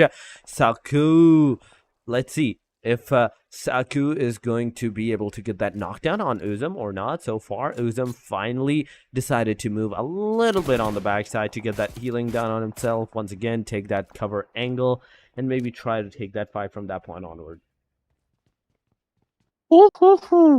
I'm just kind of surprised how the single player from the side of CMF is still alive. We've seen a situation where it was CMF still holding on to the top 4, but they were up against what? 2 squads that was complete and 1 squad just down by 1 number. So I think what the goal here truly is just trying to avoid the gunfights as much as they can, and may possibly get like a third party later on, but for the time being, spotlight's not going to be on towards them. ASI8 now here on our cam. They got one player out away from the lobby already, but they have a lot of opportunities to gatekeep the players of T2K. They do have a lot of like locations to gatekeep them, but are they gonna do it? That's the bigger question. This is the bigger question. ASI8, the position that they have put themselves into, T2K has to move close to these guys to get inside of that circle. Sakdu definitely tried his level best to get into the cover. That he did. He got the car, but Naki has an angle. The damage from Sakdu definitely got a lot of the player down, depleted on the HP, but Falak's grenade comes through, strikes through, takes 2 down. That's third one almost going around because Rules OG, another grenade might be on you in a short while. But before, in fact, a Rules OG gets taken down, Kanda is the one that gets taken down, and instantly T2K from 13 elimination, all the 4 players alive, down to the last man standing. That is Rules OG. This fight actually changed from 0 to 100 real quick. I'm so sorry, I just saw the van again. That was crazy. But anyways, moving back, Inimical Monks gonna be playing here on towards the valley and not the mountain actually, but looking at the surroundings, they don't really have a lot of information to gather here. Now, top 8 teams remaining inside of this very round of Miramar. We got 45 seconds left before the zone officially closes out, and so far, it's just this phase here is kind of like a trial on how well can a team rotate without getting into any casualty. But unfortunately, Shahir is going to be going directly to the players of Oxy. Auction and Esports should just be able to get this one down, but unfortunately, they weren't expecting the push, and they get overwhelmed by the players of Star. That is definitely true. 8 total teams are remaining with 19 players are still alive. Sus, Exogzy, Chaos, Hunter together. Now, on the other side, into the kill feed, we can see the team HORAA Esports taking the fight with the Inimical Monks. Inimical Monks getting the knockouts onto them. CJ Boy and Naruto, the only 2 guys that are alive. But look at the damage. Already, the HP that HORAA No Fear had, it's over because CJ Boy decided to do a jump shot on the players. But grenades are coming in. Grenades are striking true. There is ASI8 closing in. Falak with the S12K gets the player down. CJ Boy, you could have revved the player, but the S12K was just too much at that angle. He takes you down. Now, Team ASI8 took that perfect opportunity just like that and made sure that it's into their favor now from that point onward. 7 eliminations to their name so far. 5 teams, 5 squads remaining. This might just be the last 3 to 4 minutes of this very round. Not unless we get to see more sustainability here from the rest of the squad. ASI8, they got 3 players. 52 has 3 as well. Star's still pretty complete. And Star has a very, very good chance of taking this one away, as the Oxygen Esports on the other side is going to try to put up a fight. The shotgun, the AR connects, but it's not going to be enough to get the shot down at all. Last player for the side of Oxygen Esports, where are you at? As Chaos will get eliminated. And now it's just going to be 1 player from the side of Oxygen and 1 player from the side of Time to Kill. It is. That's 5 total teams that are remaining. It's a 1 versus 1 versus a 3 versus 3 versus 4. Star is the only team that still has the 4-man squad alive. T2K takes the fight with the team ASI8. There is Rules OG still alive, taking those casualties on the team ASI8. Can they get some eliminations on them? This is the bigger question because Red Devil had a grenade in his hand, which couldn't even made connection, which couldn't even leave his hand. Now the grenade is gone. Red Devil is on his knees, and Naki alongside on top of that too. So it's all up to Falak. It's all up to the single guy, Falak, in his black luxury car to take the players out, but oh my god, this is not looking good. This is not looking good for the team ASI right now because the amount of damage Pollock had on him right now. This single grenade can instantly take him down, but he moves away just in time, gets out of this area, gets out of this perimeter. Now he needs to wait out for the players at T2K to move inside of that circle, and when they do, make sure you get that casualty connected on towards the player. On the other side, we are also seeing the Team Star versus Team 52 Esports. 0-kill MVP gets a confirmation. This is going to be the 6th elimination of the Team Star right now. Winky versus 52. 52 T24 OP comes in. Winky gets taken down. This is Star on their knees. Winky right now. So it's a back-to-back 1-to-1 trade-off so far. You can't afford to get thrifted here. You got to play this one safely if you are on the side of Star. And clearly now they got the best odds here. And looking like they are about to go for another push-up. Once again, one player from the side of Team 52 is going to be right up front here up against Pinkman. The nade's going to get cooked. Throws it down. Can he find a connection? No, he can't. Not just yet. One more player is going to be rezzing another for the side of Team Star, and that should be the complete competition once again. Can they sustain? Look at this. They are in the middle of the map, and there's just so much casualties right around the corner. They're properly utilizing those smokes to have a bit more coverage. Got to deal with the last and final player here for the side of Team 52 for them to get much more of a convincing spot. And Jack Daniels is going to go down. OP looking to get the trade. DBS doesn't connect. The nade will, and Star finds the elimination up against Team 52. Oh my god, it is another one on the elimination side. Star gets the final nail in the coffin on the Team 52 Esports. On the other side, Star also takes down the Team ASI 8. Oh my goodness, it is a 1v4. 1v4. Sus Eggs Oxy, the last guy standing. There is no way. There is nothing that he can potentially do. He gets taken down by the hand of Winky, and it's over. Team Star gets this winner chicken there into their name. This is the match number 3. This is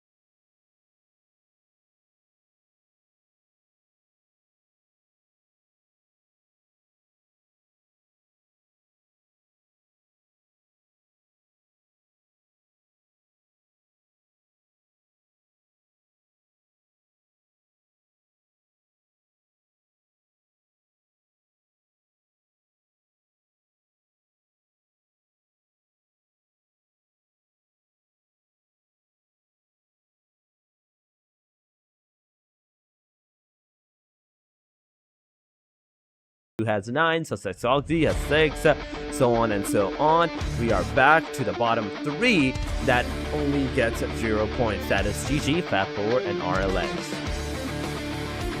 I mean, not really something that I kind of expected for Set of Fabulous 4, but for Gus and Glory, I mean, they only really had a good start on yesterday, so it's just going to be unfortunate that, you know, they're going to be put to this place. But come again, if you guys missed out the action earlier, it was Ezayed winning the first match, Last of Us on the second, and obviously we had the one and only squad that you guys saw. No need for explanation, no need for introduction, that was able to win this very round. But enough to be said, first half said and done already, Torix. We're going to be moving over to the second half after the short break, so we'll be right back.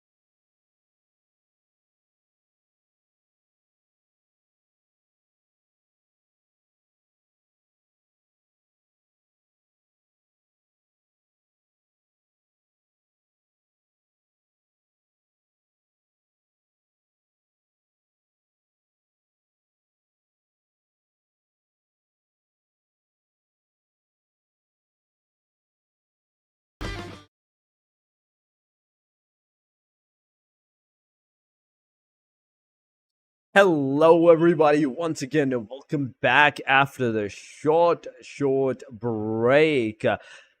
This is the match number 4, and once again, we are here with the CMF Community Series South Asia. The 2024 it is, guys, but match number Oh, 4, it's going on. The playing line is already on our screens, and you can see, oh my god, it's going to bring such a big disaster for the teams because Giorgio Pool's available, Yosnaya is available. The playing line is basically bisecting the map from one angle to another. yeah. I mean, the slide paths are arguably one of the best one there is. I feel like if ever you can glide enough, you might just be able to reach Novo as well. But I mean, that's just a question mark. If ever, no. But I feel like efforts might just be shown as well, and it all really depends as well. Where will there be the first circle? Come again, early dropship for a set of DRS, Fab 4 as well, alongside with ASI8.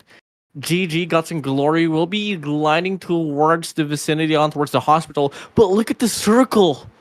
Oh wow. Unfortunate for a set of DRS, ASI8 and Fab 4. They gotta travel a lot here. They definitely do. They definitely need to do a travel a lot. But if they can find some good vehicles, if they can find some good like cars, they will be good to go. They will be definitely good to go. But Pachinki, it is the early fight contestation, but halal?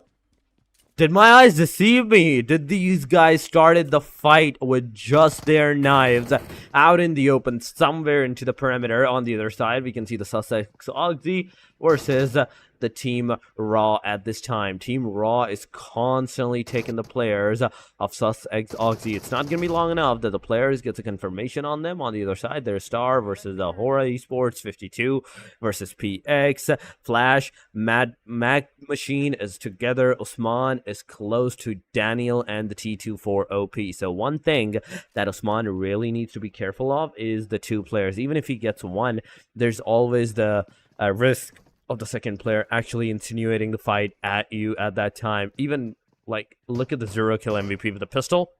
He's ready to rock and roll around the area. Mad Machine, he's spotted. There's Flash, he has also been spotted. The player goes forward. Whosoever moves, in fact, forward is definitely going to be the one that's going to get taken down. There's also going to be a DP28 here for the side of PX, if I'm not mistaken. So alongside a barrel. So I mean, they do have the guns, but I'm not so certain if they have the accuracy, especially with its guns. But let's just come and see. No, first time being, it was kind of like an awaiting clash to happen, but it does get slowed down just a little bit. A bit of a stalemate there. Now, first side of the whole composition here. I mean, we are still talking about Group B and C Torix, so it's still gonna be CMF in line here, ready to put up some more action because they did have a pretty bad start on the previous round here, Torix. But now we go back towards PX and their opposition of Team 52, and clearly Team 52 is getting tagged up, but PX, they have the aggression to possibly overwhelm the players of Team 52. They definitely do, and they even have the better guns. Up against the DP28, the barrel at this time, you only have some shotguns to your name. That's not going to be a good thing, but 686, one bullet, missed out. The second bullet's from 0-kill MVP, strikes through, takes the player down. It's an instant confirmation. The jump shots are coming on, and there we have it. 52 getting eliminated, actually, by destroying some of the players of the Team PX Esports as well. They were 4-man, and now, as they have won this fight, as they got this victory to their name, they're down to the 2 players. That's definitely going to bring a lot of pressure on these guys into some of the next stages, some even right now, because the players, how they're actually taking the fight in the second half of the phase. Just look at this. This is another team that is the 4th team got eliminated, and that is Halal. The name is Halal. MME were responsible for the elimination of Halal. They got the 4 elimination, and Halal with 1 only. No, it's just so crazy how quick the pacing is here for the side of erangle. I mean, so much things just happen and within the span of like what, less than 5 minutes. Now we take a look at the map here in regards to the circle. Come again, it is shifted towards the upper right on the map. DRS, ACIA alongside PX and Fabulous 4 and Guts and Glory is going to be facing the rotation. But fortunately for the rest, they are already part inside that mixture. And there's still going to be plenty of time for them to establish their foothold in this very stage that we have for this round. That is true. That is definitely true. But look at even the circle.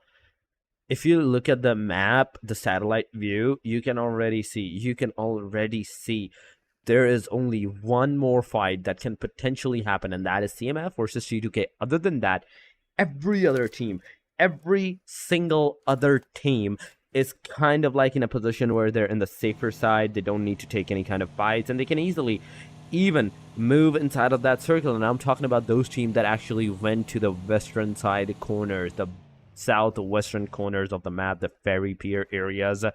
They can easily not only make their way inside of that circle, but also hold a really decent position. But T2K, brilliant move, going around the perimeters, just holding the corner of the circle where you can possibly think that, yeah, there should be enemies rotating from here. These guys, might I remind you, these guys knows exactly where the other team is going to drop, and they are coming here, kill hungry, to get them out of the equation. Still a pretty hard situation to get some soul definition in. But, I mean, if you want to talk about a squad, it's kind of like building up their narratives little by little. It is going to be HORAA and MME. They've gotten a full squad wipe. Same goes for the set of RAW. So that's something that you kind of would love to just hold on to here if you're those three squads. Come again, you're not really in the most convincing spot on the overall leaderboards. And that could possibly be the first step for them to actually start climbing back up. It is, but have you noticed something? The top four teams, from second all the way to the fourth, 52, Halal, and Star, they got eliminated. The one that had the most point, aside from the CMF. Now, with them gone, the other teams, they can thrive, like DRS, the PX, ASI8, INM, and T2K as well. Until the T2K, like, till the 50th point, I can safely assure that, yes, in a single match, they have the capability of securing at least 70 points, 10 to 10, even 12, every of these teams, right? So DRS, the hopes are definitely up. PX, the hopes are definitely up. They already got 68, 52. ASI 8, they have 53. INIMICAL Monks, they have 50, exact 50. T2K just manages right now to get their 50th point after that first elimination to their name. 8 minutes into the match, and we have lost 4 teams, total 4 teams, and a lot of players, like 1, 4, 5, 6, 6 players on top of that. We are down to 42 total players alive at 12 total teams. Definitely, man. And we do get to see now on the top right that there is only going to be a 1 minute and 45 seconds left before stage 1 closes up officially. But on the feed, ASA8 up against Guts and Glory is going to be happening there. Same goes for Set of Time to Kill and RLX. So there is just so much things going on that we're not really seeing here in this very moment. But hey, rest assured, once the circle gets compressed, a lot of these players will be able to get the highlight now. And looking like we are going to be going to the fight between ASI8 and the Guts and Glory. No Cheese going to go down. ZM, Triple M was just going to get taken out as well. And Guts and Glory is going to be able to sustain. And they should have the full composition of the players here. It's a squad wipe up against ASI8. ASI8 leaving the match early on the number 12 that they go, but it is a 1 versus 4 from the GG's finisher side. Just look at his kill, just look at his glory. He's the sole guy that made sure that ASI8 could not survive, at least in this erangle match. They get eliminated by his hand, and now even the rest of the players, all the players of Team GG's are getting that revival done for themselves. Finisher getting at least another one. That's 5th elimination. DRS coming in close. Finisher gets a knockdown, but can he get a finisher on him? This is the bigger question, because Sleepy is also down. It is up to X and Killer YT to do something at this area, at this particular angle. But Cairo doing a wonderful job taking that car towards the player, making a cover for his own team members to get that revival done. Killer YT closing in near the Sleepy side, giving the revival to Sleepy as well. But oh my god, Tiggsy! Wow, what a shot. No, you shouldn't have done that. You shouldn't have gone to these depths to take those fights. Even though your player finisher is back on his feet, this is definitely going to hurt you a lot because you have just lost one of your own crucial members. And it's going to be biting them down in regards to the force that they can offer here up against DRS. Now, Guts and Glory, they had such a great run up against ASA, but up against DRS, it might just be a different storyline, and it should be. 2 players down to the ground already. Make it 3, and it's just all going to come down to Yot here, or, I mean, try out to go for the clutch. And it's going to be tough up against 3 players of DRS just on the bottom side there. The nade's going to get cooked. Watch for the nade. Watch out for the nade. And looking like it does survive for another minute or so. But the rest now, from the side of DRS, are going to be starting to push up. They could go for the pinch here to get the shutdown already. And should be +4 elimination points here for the side of DRS. GG takes ASI 8 down, but DRS comes in as a third party, takes GG out. The team that took another team out instantly. Now DRS, they're the one that are on the number 3 after these eliminations. Oh my god, things are looking good for them. CMF on top of that is still alive with all the 4 players. My T2K is alive. INIMICAL Monks have the full squad as well. HORAA has lost one of their players. Team RLX has lost 2. HORAA, MME, they have lost 1 of their players. And last but not the least, it is Fabulous 4, with 2 eliminations and not a single casualties to their name so far. But HORAA, they are definitely going to be engaging in a fight against the team Raw at this point. But Raw, are you able to draw the team HORAA back out of this equation or not? On the other side, if you look at the kill feed, there is the T2K taking the fight against the team RLX. It is constantly casualties going around the areas. The player, as soon as they find out where the enemy side is, they not only just knock the player down, they constantly keep shooting at the player until it's confirmed.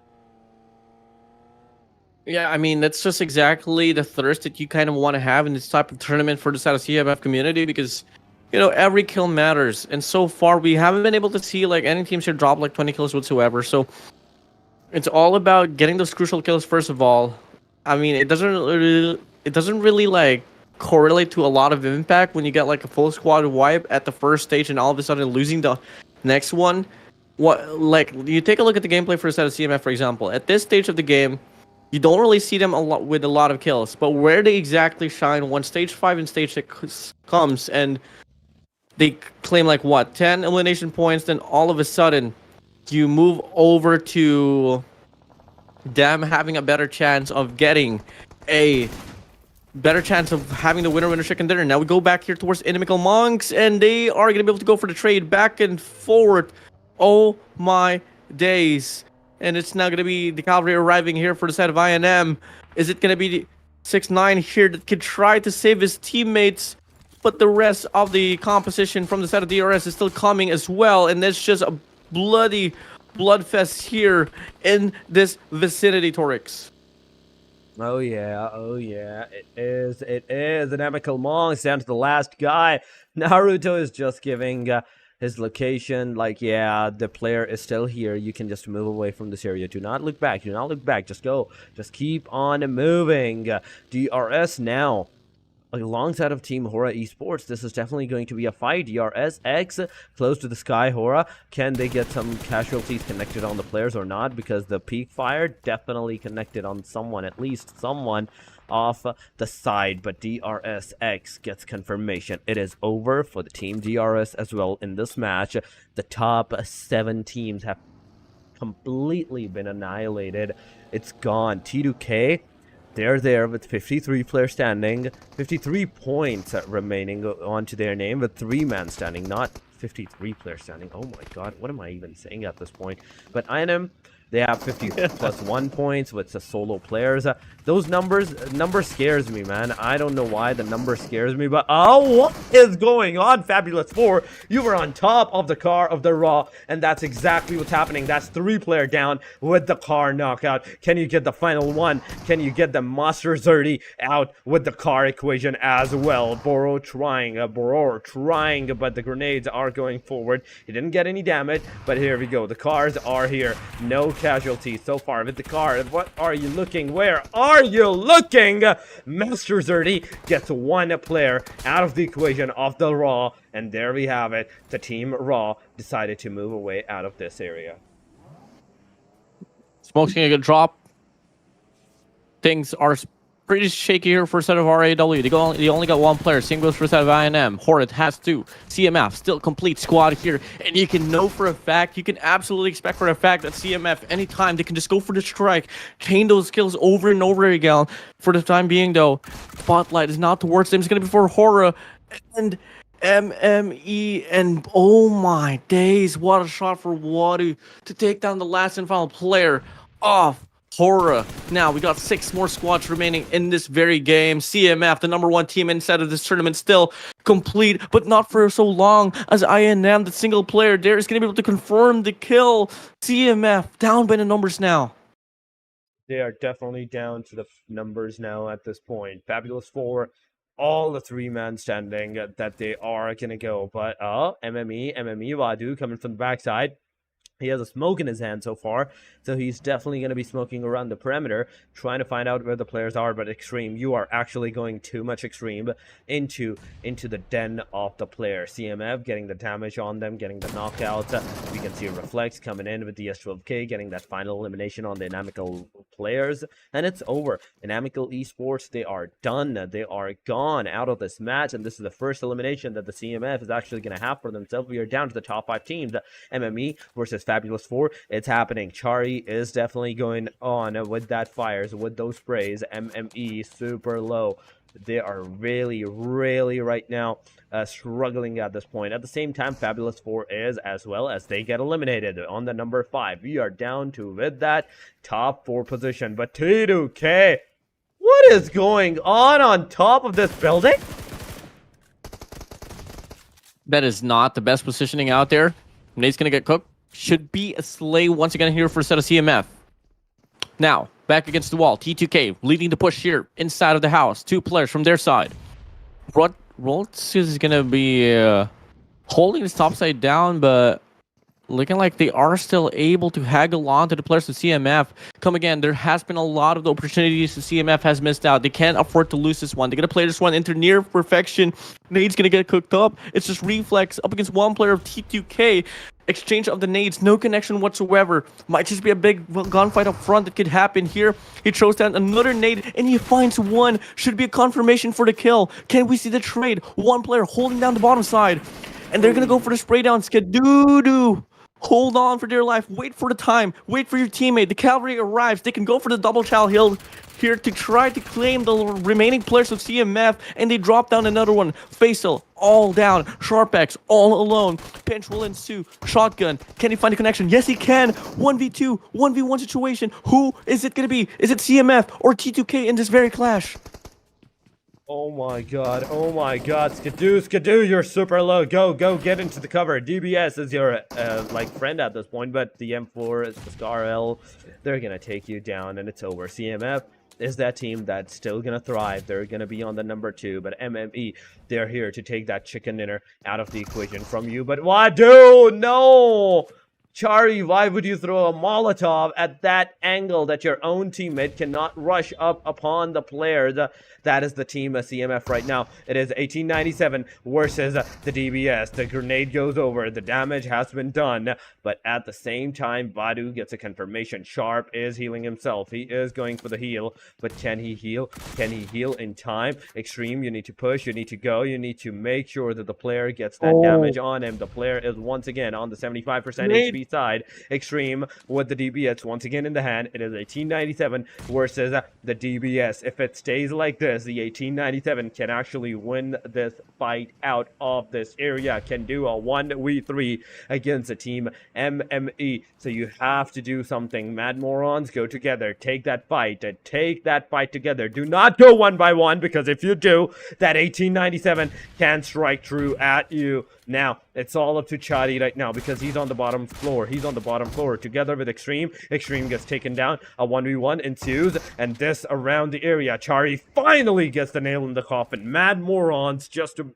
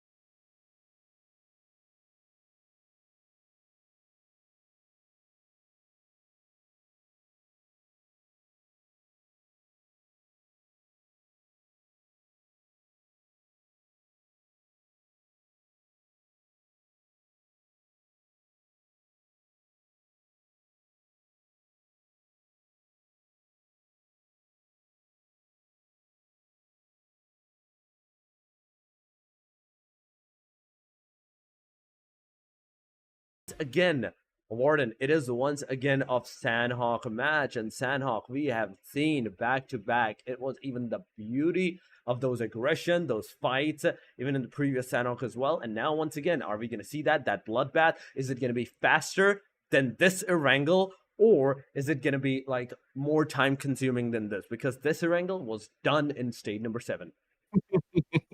I mean, I don't know if I like it. Come again, I love those intense games where it was truly just like down to the wire. But hey, we'll see about this. No, but for the time being, that is just pretty much it here for this very round. I think that was round number 4 there. We got 5 and 6 still left to go. So before we head straight towards the next round, we're gonna have a short break. We'll be right back, guys.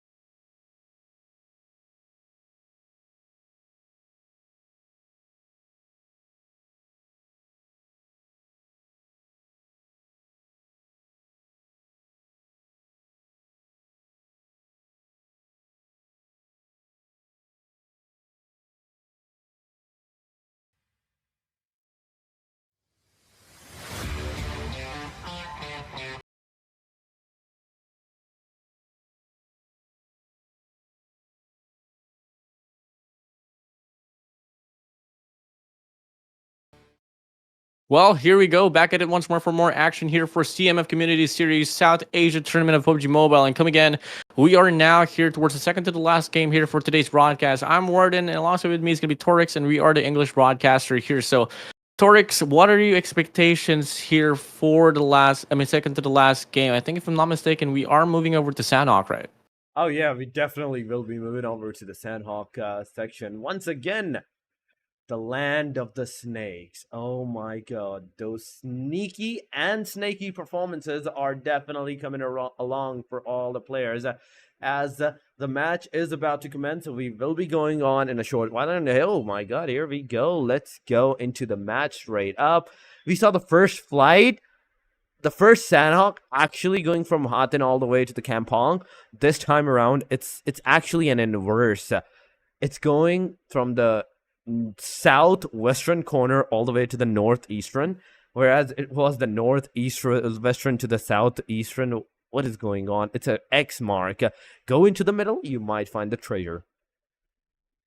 Yeah, I mean, you kind of want to lean towards the outskirts here if you're playing the map of Sanhok, all because of the fact that you kind of want to avoid those altercations where you got to deal with like two teams simultaneously. Now, let's talk about this. A minute now inside of this very game, and so far, no bloods has been dropped. So that is going to be something kind of alarming later on. But yeah, I mean, stage one, you talk about this whole run for well over 4 minutes or so. But now finally we get to see the first blood commence, and it's going to be KSVN or X up against SDX OG. Oh yeah, it is. But look at KSX versus the fight that they're insinuating right now, the sheer amount of confidence that they had into their own knives. They took one player down. It's a confirmation over there. Cobra also gets the elimination on him. That's 0 elimination so far that they have ST9 had, and that's 2 for KS1M. That's third one down. There we have it. It's going to be a complete elimination of the whole team. But oh, they want to play with this guy. But before they can even do it, Mad Max OG gets eliminated by the hand of Sixer. It is 4 eliminations, 1 for each, and OG out of the match. Yeah, that's just a bit too much to deal with there for the set of ST9XOG as KZX. I mean, they are just a very cohesive squad, very potent. Once they strike, you know for a fact that their whole impact is just going to be coursing through your bloodstream.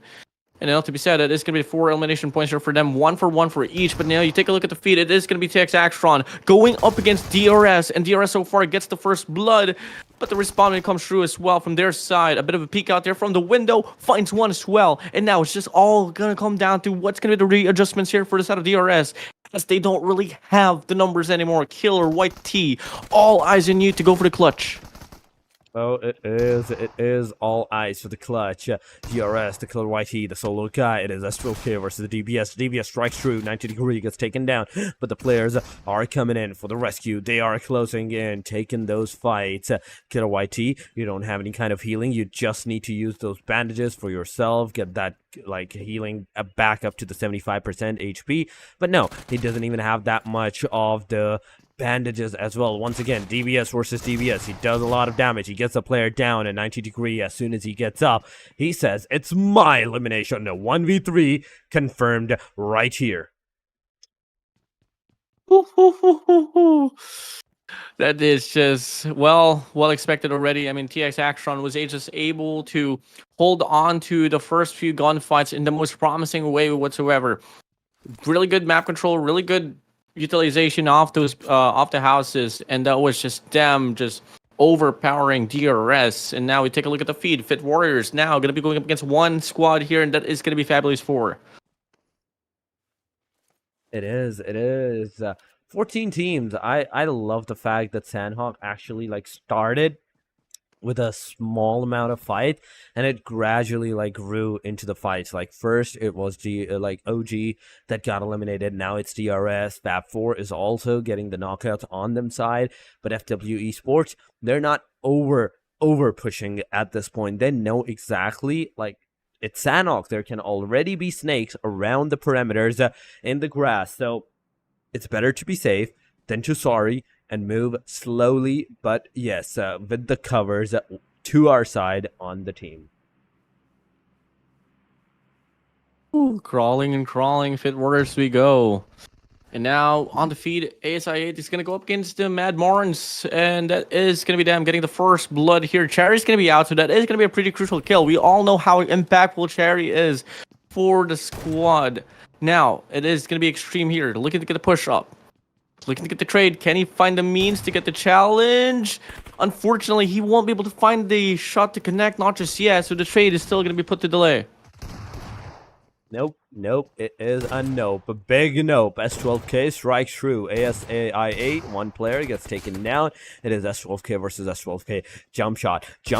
Go with the jump shot. Go right here. But oh my god, Falak, you are so low on that HP side. Takes one, but instantly Extreme gets the final nail in the coffin. It is over for the team ASI8, even in this match, even in the second last match as well. They're gonna get early eliminated. No elimination whatsoever. I think that's 2 eliminations to their name that they manages to get. Yes, it is. And on the number 9, they are residing right now into the overall.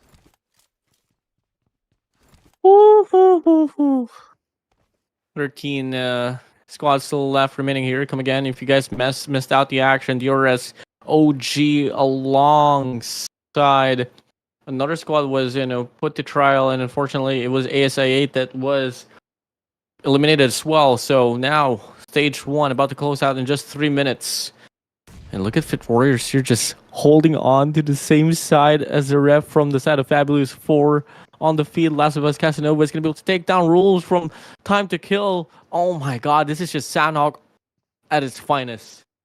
This is definitely Sanhok at its finest right now. We are seeing constant like a fight insinuating at this point. Rohit, MG using the grenades, a Fabulous 4 together, the 4-man alongside of Team FW close to them. The DBS, is it gonna strike through? Is it gonna strike through? The answer is yes. Zerif gets the first knock. It's a confirmation.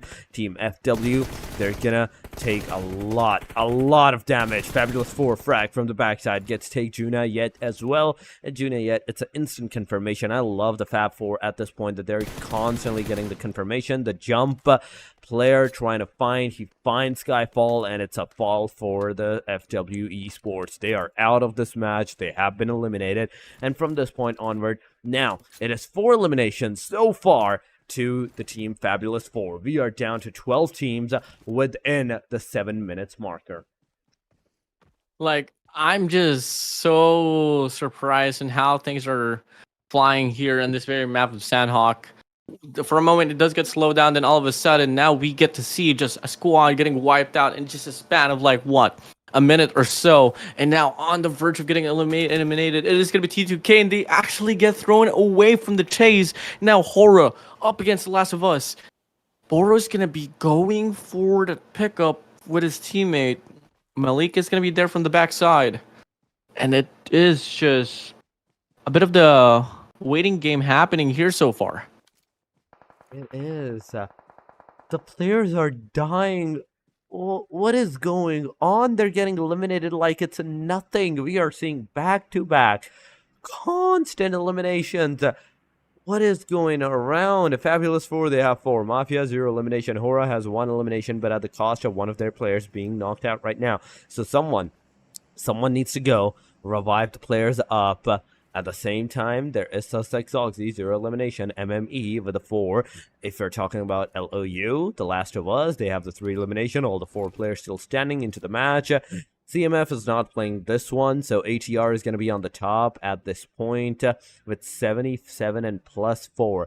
That is 81 points into their backpack. DRS got early eliminated just with the 1 single elimination, so they're not going to be able to like have a chance to secure that top position for themselves. Even Esports, they have 76.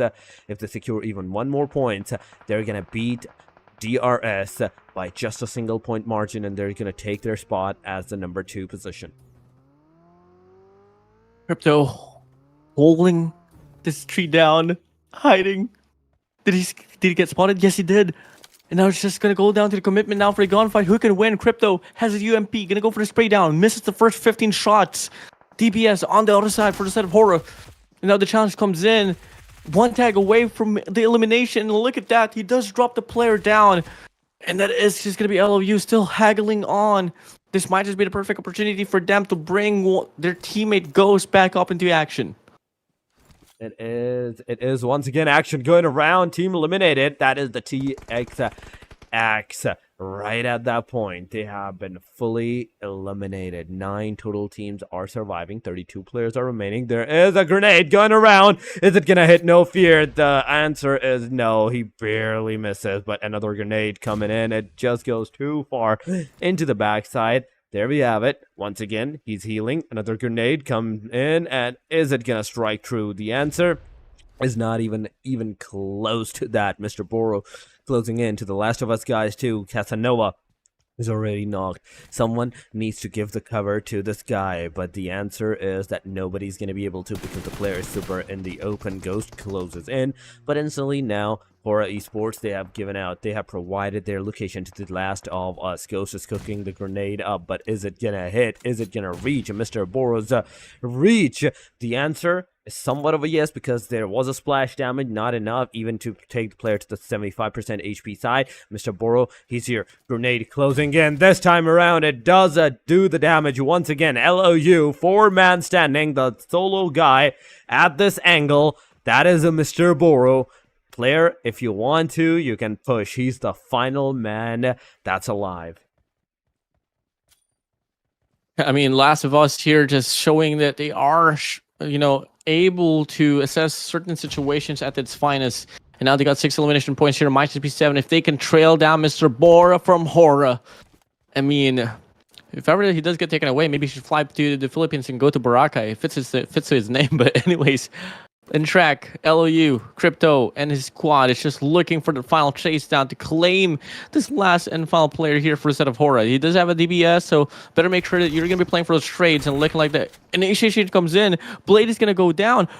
Can we see one more player? Or are they going to go for the res back? And HORAA finds another one, finds a third. Oh my god, HORAA 1v3 makes it happen. Goes all alone, 1v1 to save his teammates. My god, what has happened to the team LOU?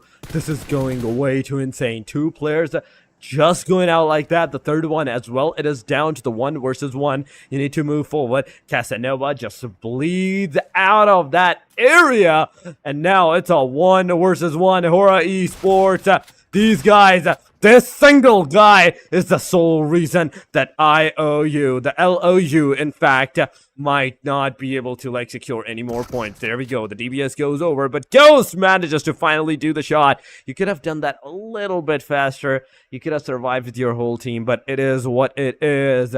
7 eliminations to the team Last of Us, but Mr. Boro, before going out, he puts his situation, he bestows his situation onto the team LOU side. That way, he was a solo player. Now LOU is also down to the solo.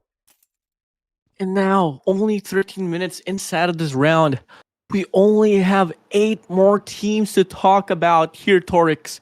Game's just going so fast. Come again, ATR is eliminated. DRS, OG, 141X, T2K, ASI, 8-Fit Warriors, HORAA are all away from the scene, and it's now about the time for the underdogs to step up from MAFIA, from Fab 4, Oxygen, Mad Morons, Inimical, Monks, Axe, A1. I mean, there's just so much things that could happen, and then it might just get defined here once we get to see the closeout here for stage 3. 40 more seconds to go. 40 more seconds to go before the stage starts to close down, but this is the stage number 3. Warden, this is the stage number 3, and we already have 8 total teams surviving, 27 players into the game. Now, this is the time, this is the moment where everybody's going to be trying to look out for the players.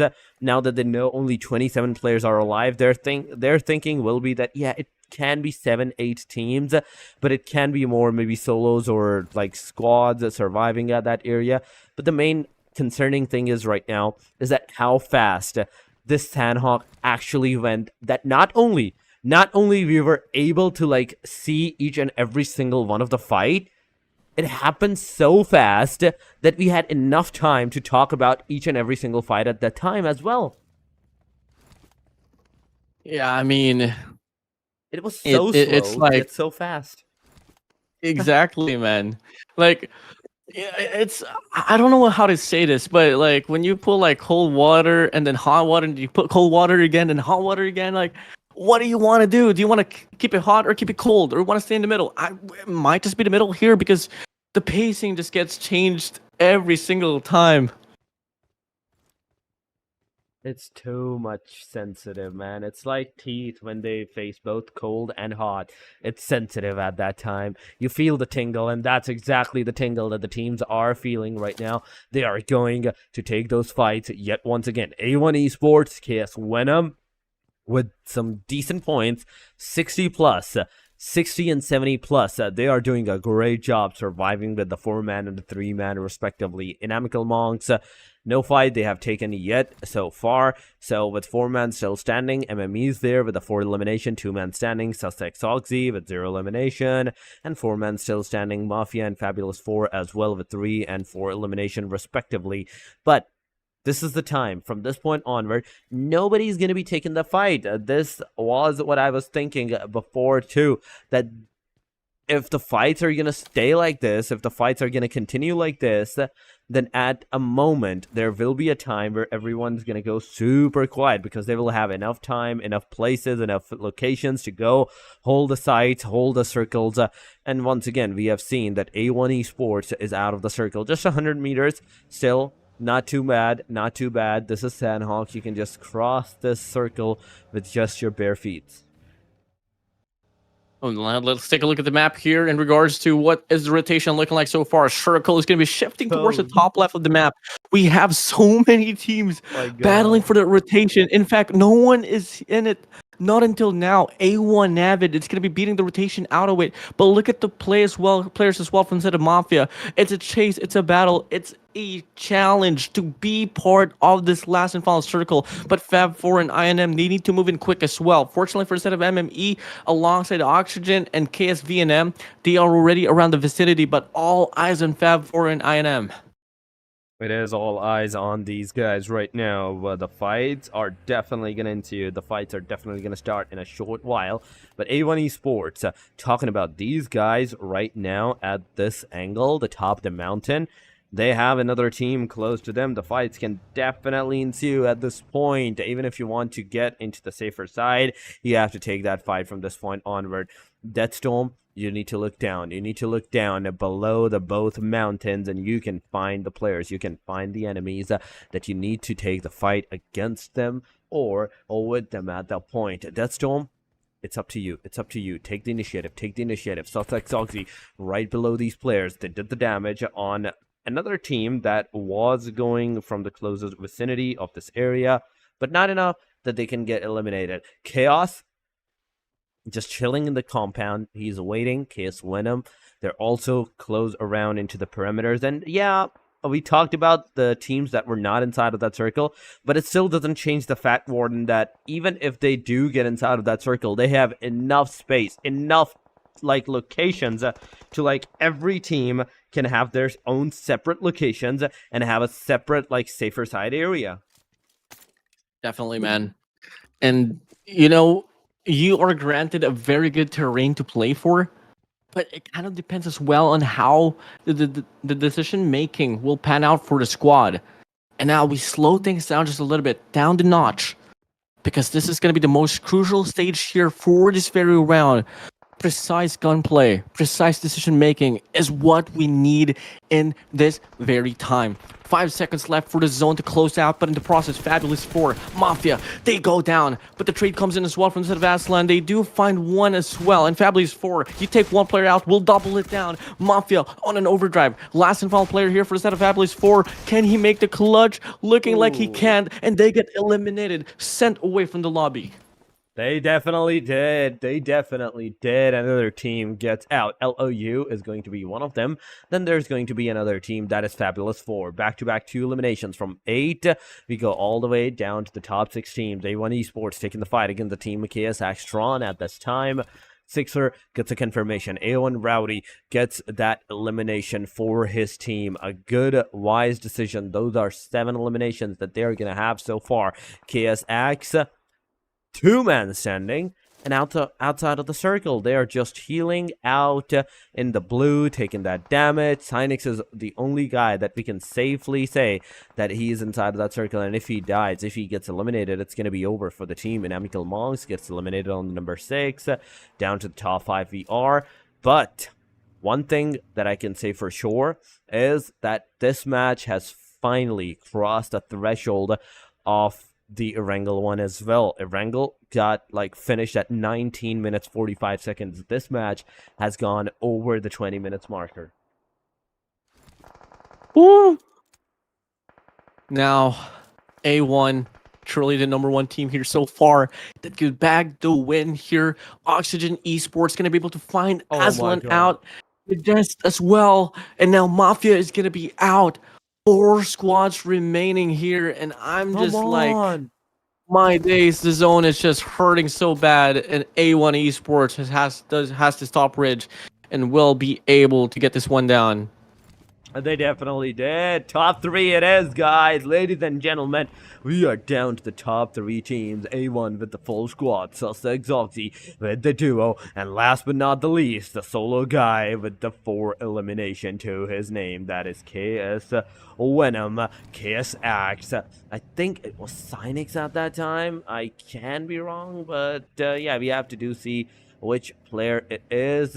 In fact, Cynix got eliminated. It was a different player that was surviving outside the play zone. So KS Venom, KS Axe, all you need to do is pray that another team, Ccs Sa or either A1 Esports, gets eliminated. So then you will have the number 2 position for yourself. But I'm looking at one thing, and I'm looking at it that A1 Esports might be in a pickle. They do have the cars. Yes, they can jump down from that ridge with the cars, get into the compounds. If the circle moves away, it moves out of here. But the main concerning thing is where the circle is going to go. 14 seconds before we see the circle being made, where it is going to go. Is it going to go towards the Ccs Sa or A1 Esports is going to have the better of the circle? Ooh. 4 versus 2 versus 1. Hard to call on what are going to be the odds here for the set of Oxygen and KS Venom or X. 30 seconds left for the circle to close out once again, and the players of Oxygen needs to play for the rotation. They got to have those smokes if they have them. And so far, it is just going to be them haggling on just a little bit. But fortunately, we do get to see A1 just fully in control of the situation. So those 3 players on the other side of the spectrum is under their ordinance. It is, but Dihan, just 3 more first aids, 2 more first aids.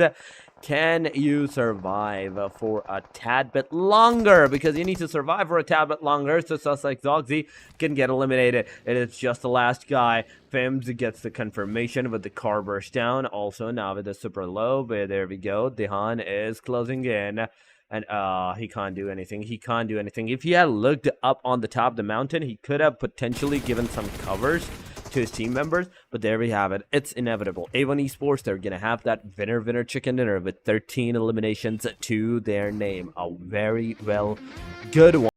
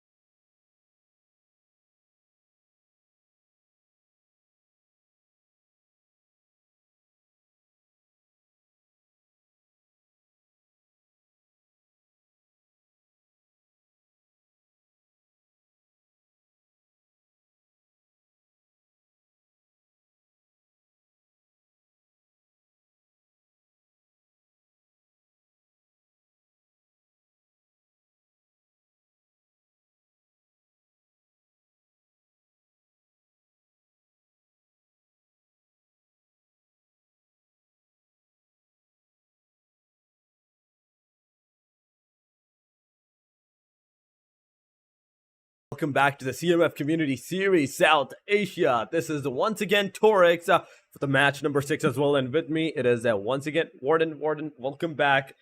It has been such a great second half phase so far. Yeah, I mean, this whole run here for this very day has been pretty intense, and fortunately, we do get to see some different winners here and there. Like, I was kind of expecting that the whole run for CMF would get carried on, but clearly it wasn't really translating towards this day, and now we get to see much more clear definition that there might just be some underdogs that can work themselves throughout this very run. Now we take a look at the flight path here for Miramar. Come again, what a way to end off a broadcast. A map of Miramar. Take it slow just a little bit. Savor the moment as we get to see the flight path now commence. It is going to be starting from the set of Al Zahar and will be ending right around the vicinity of Valle del Mar. Exactly. This is also your chance to take it slow, read what the opponent moments are, and then make a comeback out of that one. But the circle is going to go all the way to the western corner sides. El Pozo, Valle del Mar. It is still inside of that circle region, but the amount of players that actually dropped at the early stages was an immense number. El Azhar, you can already see there are 2 teams that might take that engagement. There is the Los Leons that has been occupied by the A1 Esports at this time. Now it closes into the vicinity. But the main question is anybody else in the Los Leons? Because they need to get the loot as soon as possible. They need to find the vehicle as soon as possible. Miramar is such a hassle in like regards to the loot that you have to like search up every nook and cranny to find the desired gun that you want. Yeah, definitely, man. And like, obviously, if you want to talk about Miramar, you want to talk, you want to play around like the hot drops here, and obviously one of them is going to be Los Leones, which was pretty accessible on the initial flight path. Same goes for set of Chumaquera. I mean, I'm not so exactly certain if like the players here would love to play around Chumaquera, but I, as a player myself for PUBG, I do lean towards that. And at the same time, Valle del Mar might just be one of those drops that some teams would love to consider as well. I mean, on the first round for Miramar that we were able to see in the Spirit Tournament, there was a lot of altercations happening right around the Valle del Mar. That is definitely true. It was like some intrications going around that area. Even Picado, if you remember that, we saw our first fight into the previous Miramar at the Picado area, where everyone was near the casino. It was, I think, the CMF that ensued that fight, and they kind of won it out, but at the very end, they just lost it. They just actually lost it. But MME, right now, on our screens, they have the Murados, they found the vehicles. Now, all they need to do is regroup back to their team members, and from that point onward, take the charge forward.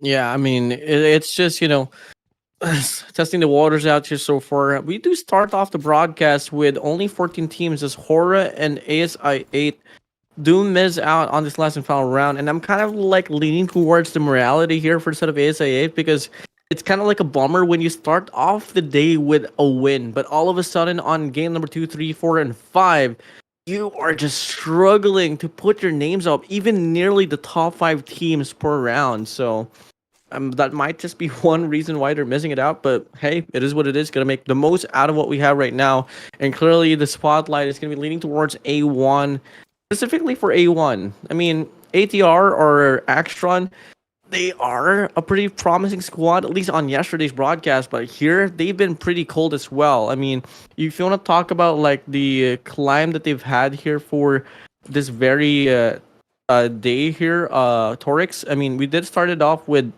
ATR on number 2 with 76 points, and they were only able to claim 5 points all throughout the previous rounds. That is definitely true. But ATR, 81 points. LOU's there. A1 is on the top side. ATR used to be on the number 1 at the start of the day, but now they have been pushed down to the number 3, looking at their points right now. So it's definitely going to be a tussle between A1 and ATR to like reclaim that number 2 position at least.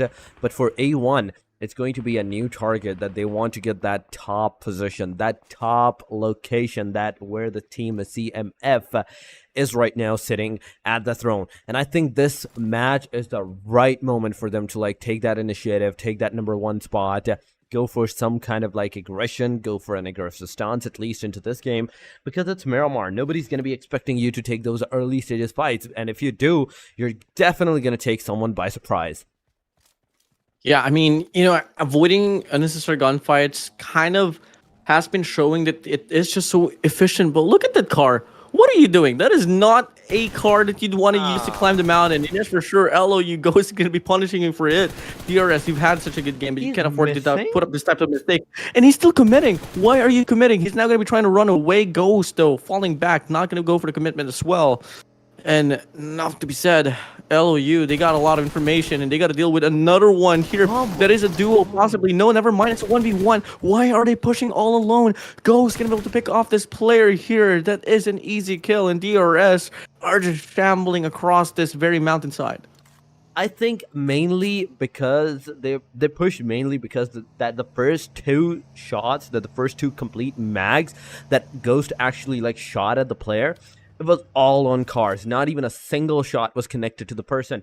And maybe because of that, they were like, yeah, the aim can be bad at this angle. We can just push. We can just get that elimination. But it didn't happen. As soon as they pushed, Ghost made sure that the player gets the knockdown, gets the confirmation right at that time. LOU now together with their players coming from the backside as well. Look at Casanova. Look at his location. Look at the distance that he is in right now in comparison to the rest of the team. Ghost is on top of the mountain. Look at the killer YT, killer with the Golden Murado. He's going to be taken down, but the Golden Murado is not going to be spared. It's going to be burst down right there. It's almost on the verge of being bursted up. 3 eliminations so far, and that's an elimination on the DRS, because from the backside we see a third-party T2K happening at the DRS's angle. Now, just DRS here falling into such a sloppy mistake, biting them down, putting them to still on this very round. And you know for a fact, as a competitive player, Torix, you just don't want to go out of a round like that, especially when you're top of like part of like the top 5.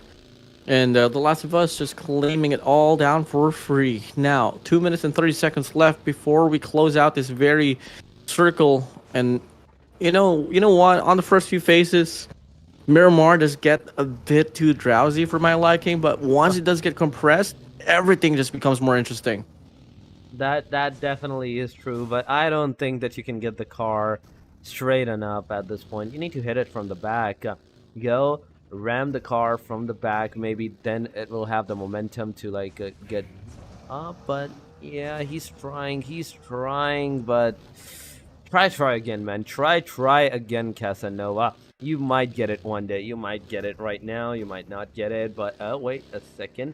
Once again, another ram goes over, and the car actually flies up, but in the same direction. But there we go. It is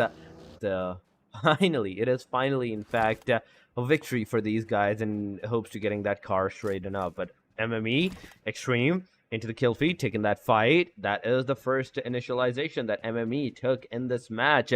But can they get that confirmation? This is the bigger question. Or are they just going to wait around the perimeters for the players to like actually close onto them, or their own teammates to close in? It is actually A1 that is fighting against them. So it is a big chance that if MME's players at this angle, they get eliminated, that's an easy, great entry that MME is going to have into the 100 points marker. Definitely. And now, A1 here, still getting shot up here from afar. Hitman, truly a Hitman. Alonso with Rowdy actually, where the hell did they get like 2 8x scopes like this? And it's surely favoring them, but the Car 98K, Extreme gets the shot down onto Hitman. What a shot directly to the head.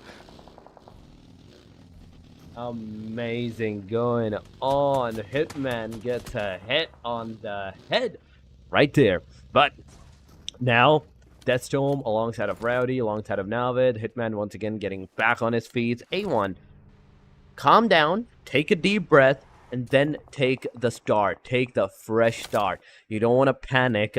You don't want to like make any kind of hasty moves that can potentially harm you at this point. You need to get that 100-point marker, and if you do, that is you are getting one step closer to the Team CMF's side.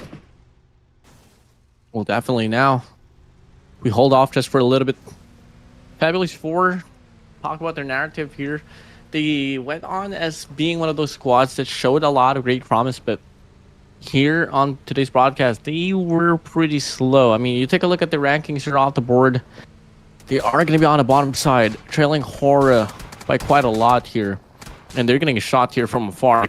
The car is just about to go for the detonation, and he does get saved by his teammate. Fortunately, I mean, if only you got teammates like that every day, bro. If only if you get teammates like that. That definitely is a true like scenario. But 52 players. Remember this, that it's only one team, one complete team that got the elimination on them, and that is the DRS. Aside from that, in 11 minutes, not a single team like took that complete team fight. Everybody's alive. It's all 4 players from every single one of the team. 52 players into the lobby with 13 teams alive. A1, ATR, LOU, OG. So, Warden, we're definitely going to have like a really, really stale match for some time, like at least till the stage number 4, and what I believe it is. Yeah, I mean, 11 minutes, 13 teams left. Pretty stale game. And we can possibly see the scale go back up if ever we get to see more aggression come through. And I know for sure that no one here in this very match right now is intending to look for a specific squad. It's just more truly about, like, I don't know how to say this, just, you know, off the rotation. That might just be the time that we could possibly see any clashes. And it's going to be pretty crucial to really beat the rotation out away from everyone else if you are in this very round, especially in a map like Miramar, because once you do get the early foothold for the zone, that's a time where you can have just much more better control around the map, and to ensure that you can, if ever granted a chance that you got to go up against a squad, you know what you're surrounded with. You definitely know what you're surrounded with, but the main question is, are you going to be aware? Like you said, you need to be aware of your surroundings on what you are surrounded with. The main question is, are the teams going to take this heed? Are they going to heed this? Or they're just going to blindly go into the perimeters? We have seen this thing happening back to back. Even the best part, like the best example, is yesterday's last Miramar match. You remember that the players were looking totally up on top of the mountain, whereas the player was right beside them. He took down at least 2, got a finisher on 1, and that was the point that they realized, oh, he's right next to us. Why not we shoot him right now and get the elimination? But it's too late. You have already lost 2 of your players. But T2K right now moving in to the team 141 side. It is going to be Voltrix close to the players. The damage is going around the area, but NGS, he's the one that's receiving the damage. As Voltrix, Zibian taking the shots from 2 different angles, takes 1 player down, 2 player down of the T2K. It is up to Kanza and Rules OG from this point onward to do something, to get something into the favor of the players. Kanza trying to shoot at the team 141 from the long range at 3 times.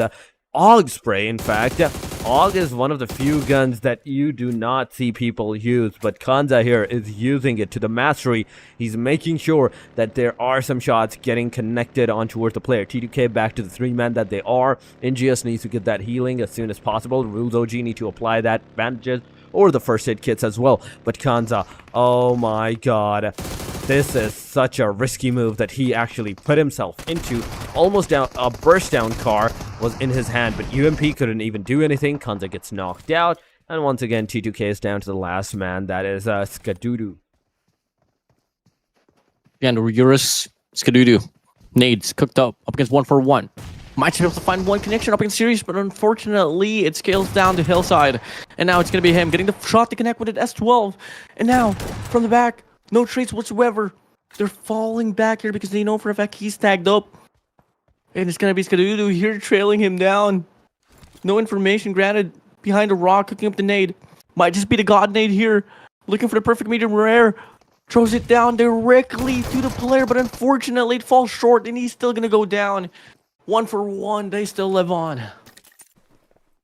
They definitely do. They definitely live on. And right with this, we can already see the team 1 for 1 with a solo guy standing now is going to take the fight against the team Fabulous 4. K-Law is super close, but the guy, Voltrux, he is more focused on putting that full medkit on himself before taking that fight. He needs to get that 100% HP connected on him. Then he takes the fight, still misses up. Zurif comes in with the 1897, confirms it out, 1 for 1 out of the match with this.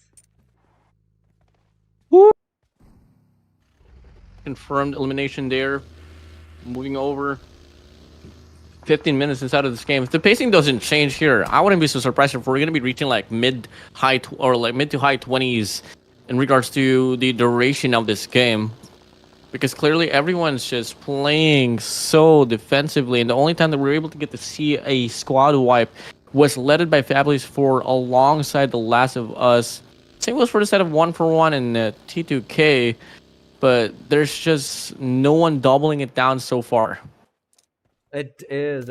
Nobody's doubling down the thing so far at this angle. So one thing that we do have to see is how the teams are going to like perform from this point onward. What the teams are going to like think about their positions, what they need to do, what they want to do, and how they want to play it out for themselves as well. Because if you're looking at all of these players, there's Mad Max OG closing in into the perimeters. There is the 44 players, 17 minutes into the match that we are. Something needs to happen. Something needs to happen. The fights, in fact, Sussex Zoxy, he has taken the perimeters on A1 Esports, taking 2 players down. Look at this. A1 Esports down to the last guy. That is Navid. Navid needs to move away from this area. There is no way. There is no hope for this guy. All he can do is try and get his players up. There are 2 different teams aside from him. That's 3-way deadlock going around. Oxy Fims gets Hitman out of the perimeter as well, out of the equation. That's Rowdy, the last guy, alongside of Navid. If Navid goes to heal him up, then they have a chance as a duo, but Navid has been given out the call that, yeah, it's not worth it, it's not worth the risk to come and revive the players up. And INIMICAL at the same time is taking the fight against the team FW as well. Look at the kill feed. Back-to-back constant eliminations are happening. Skyfall closing in on towards the players as well. There is Sixer, there is Naruto taking the fight. FW Esports at Juna Jet is also knocked down, meaning the Skyfall is the only hope for the team. Definitely now. Skyfall is just, left to a very terrible shape, but now the battle ensues here. It's going to be K as Axe now. Here, Raz bringing down, spots 1 player from the set of The Last of Us. Casanova is going to go down. Dianis as well is going to be here right around, and he wants to go for the bump down, but instead it connects with the shot, and he's going to try to team that spray down onto the other end, but unfortunately for him, he's not going to be able to find any opportunities other than that. The zone starts to close out. If I was the players here, I'd try to avoid the fight already. Get the res, call for rendezvous. This is not a worth it fight. This is definitely not worth a fight at this time, but there we go. They are definitely taking the fight. LOU closing in into the perimeters. You can already see this guy is ready to take that fight against every single one of the players. He did some shots. He gets Sixer out. There we have it. There we have it. Crypto getting 1 more player down of the KS Access player. So, meaning Venom, KS Venom, they're down to the last man standing, but oh my god, going this much into the open, you're definitely bound to get some shots connected on you as well. It goes to the final hope right now. He is giving the revival to Casanova, in which case scenario, Casanova and alongside of Ghost will be the only hope, unless they find and try to get Crypto back up. But the main problem is a second ago, that was the same position where Crypto actually got that knockout. And if they are still in the same open side area, what's stopping the other team to like getting some shots more on Crypto side and his teammates? Well, a lot of questions might just be put to place here, but all going to come down to the players, whether they can go for the execution as the zone starts to restrict in just 25 more seconds. It's now just a bit of a standoff here between the Mad Morons Esports up against Fabulous 4. Take a look at this. A lot of map control held on by the side of Fabulous 4. A claw is going to be rotating towards the right side. There's going to be 2 as well there on the left side. And look at the spray. Lazy gets more shots to connect up against the ref. And they have a lot more information to hold on to now. Now the question is, will they be able to utilize that to go for the strike, or are they just going to be holding things down? That is definitely the thing that we have to find out as we move into the game. 32 players are remaining. 11 teams are going to be surviving. But some shots from the Fab 4 going around the area. We have to see if they are gonna get some knockouts. The grenades are definitely closing in onto these guys, but nothing of the knockout, nothing of the casualties is happening. 4-man standing from the Fabulous 4. It's a good thing that they are 4-man. They are a complete squad, and now with this, they have a chance of actually insinuating this fight into their own favor. But MME, they have decided to move away from this area, move away from the perimeter. They don't want to like engage in any kind of fights, any kind of action right now at this time, because they know what's at stake, what's at like stake right now. This is the final match of the day number 3, and after this there's only going to be 2 more days that you need to like confirm for yourself. And INIMICAL Esports, you can already see them taking the shots as well. But Casanova, Crypto, Ghost, once again, the 3-man that it was, Crypto is on his knees. Should start mining instead in the mines of Miramar. Fortunately for him, he can't really do much. Last of Us, Crypto, here, gonna be healing up. Unfortunately, they had Casanova is still gonna be back in track. Same goes for a set of Ghosts, but the position that they're in right now is just very sketchy, very shaky. But they do spot the player as well here from the set of the Inimical Monks. But there's gonna be shots as well going towards the direction now. If they don't move in quick enough, if I'm not mistaken, there might just be Mafia there from the backside going to go for the pinch. As one player as well on top, will not matter at most. KSV&M. They get dropped down once again. And the Last of Us gets to read as well. The Mafia will be coming from the backside. They are caught in a pinch, but if ever they can get the shots to connect just like that, maybe till then they can still survive. They definitely can, but it's 11 teams. It's this small of a circle. I don't think anyone is going away from this unscathed. Everyone's going to receive the damage. Everyone's at least going to get that damage on their side. Look at FW Esports. They get eliminated. The first one out of these 11 teams to get the confirmation on them. OxyFims is right now knocked out. Someone needs to go and revive the player up as soon as possible, as soon as it can happen. 30 players are remaining in INIMICAL Esports. They're also losing their players here and there. You can see they have lost yet another one of their players. That's a confirmation. Suspect Oxy, they have finally got their player back onto their own feet. That's 4-man standing once again in INIMICAL. 2-man standing right in front of the sprays of Sussex Oxy. If and only if they take it, if they take the chance. But Fabulous 4, a while ago, they were 4-man standing, but now it's just a 2-man standing, out of which one more guy from the Fabulous 4 is right in a knockdown. Team AXETRON, they are closing in. They're coming in for the fight. Everybody is trying to shoot at the players, but in the midst of all of those smokes, he manages to get the revival done. As soon as they come in, as soon as they do the damage, at least one player more goes down. Woo! Fabulous 4 is out, and now we are just waiting to see if ever they can sustain another wave of pushes here from set of ST9XOG. The nades fly through AXETRON. In a very terrible spot here up against ST9. But if ever they can just have that small leverage, maybe till then they could go for the strike. But look at this, one player from set of ST9 will go for the push. Will that be the best mistake, or will it be the worst? Degree on the front lines, gonna go for the spray down, but the nade saves him from the troubles, and they're gonna be able to put the reset down in. ST9XOG started off the fight and looking like they're about to take the L. Oh my god, they definitely are about to take it out. They are going for that push. Look at Team TXX taking down the ST9 all the way up.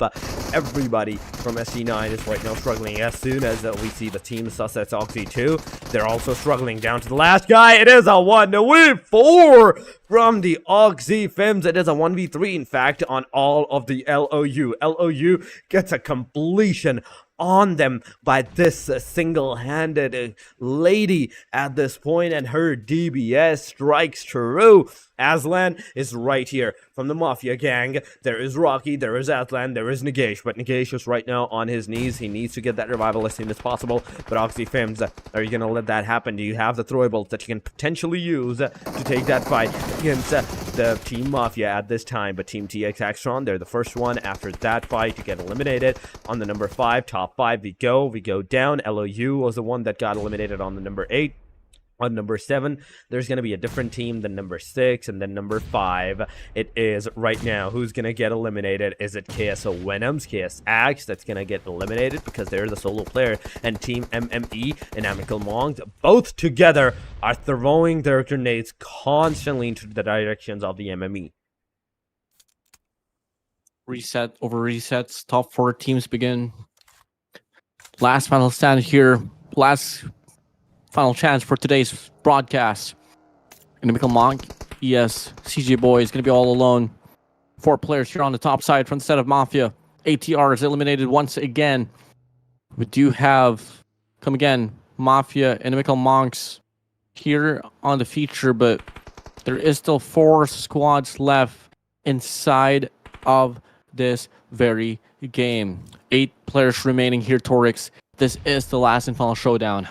This is definitely the last and final showdown of the day, number 3. But who is going to win it out? Who is going to take this fight on the players? The first team more to get eliminated. We are into the top 4 teams right now. 8 players are remaining. Mafia has a 3-man squad out of the 8 players, meaning that if we statistically talk about the teams, everyone should be like either a 3 versus 3 versus a 1 versus 1, or it's going to be a 3 versus a 2 versus a 1 versus 1 kind of thing at that time. But we have seen the MME has 3-man. Team Mafia, they have the 3-man. So these are the 2 teams that have like a 3-man party, meaning 6 players are consisted of these 2 teams. MME take the fight against INIMICAL TJ Boy, gets him down, it's an confirmation, meaning that Team INIMICAL Monks, they get the confirmation on them. They are no longer into the game. Number 4, they go out. 7 teams, 7 players, in fact, are remaining, with 3 teams still surviving. 3 versus 3. 47-45% chance on both sides. The last guy standing on the backside, just chilling, of Team Mafia. He can be that crucial like placement, that crucial player that can either like initiate the fight amongst all of these teams, or he can be that reason where everyone's gonna look at the player. But MME, lazy, look at the right side. You can barely see the player. You can see him. You can see his location. You can take him out. And that's exactly what Aslan did. Aslan got the final elimination on the guy, and it's over for them. Now it's a 3 versus 3. Both parties have a chance, equal chance, to get the winner chicken dinner. Again, here we go. Bench spade on here for a set of Wadu. Gonna go for the beatdown up against Mafia. And we get to see the players of the Mad Morons Esports. They claim the last and final round of today's broadcast. Miramar.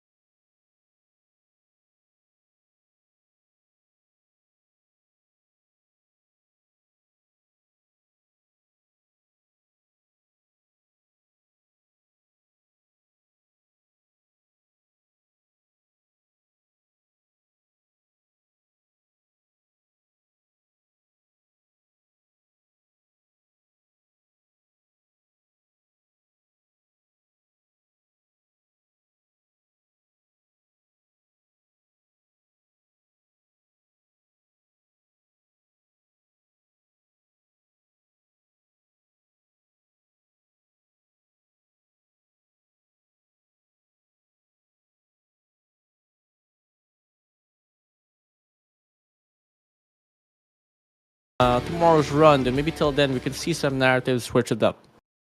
Oh, we definitely can't see some narratives. We did see a lot of great implications today, a lot of early stages like match ending, 19 minutes of the erangle, 21 minutes of the sanhok, and at the same time the miramar was kind of fast too. It kind of ended really fast as well. So it makes me think, as we get close to the end of the playoffs, the teams are finally stepping up their games after the water testing scenario. They're going for the aggressions and everything. But yeah, this was all of the day. 6 matches, Warden, have been done and dusted, meaning there's only 2 more days for the players to actually secure that top 16 position or the number 1 to number 3, because you are actually going to get the prize pool if you are somewhere in number 1 to number 3, with every chicken getting you 10 extra dollars. Well, with that being said, as we try to wrap things off here for today's broadcast, come again, you guys don't want to miss out the action here for the CMF community series. You want to make sure you guys are following Facebook and subscribe to YouTube to have the, announcements put up, because we're still starting tomorrow at the same time, but rest assured, it's safe to have a reminder. But anyways, we're about to end off this broadcast. Thank you so much for watching. See you guys tomorrow. Bye-bye.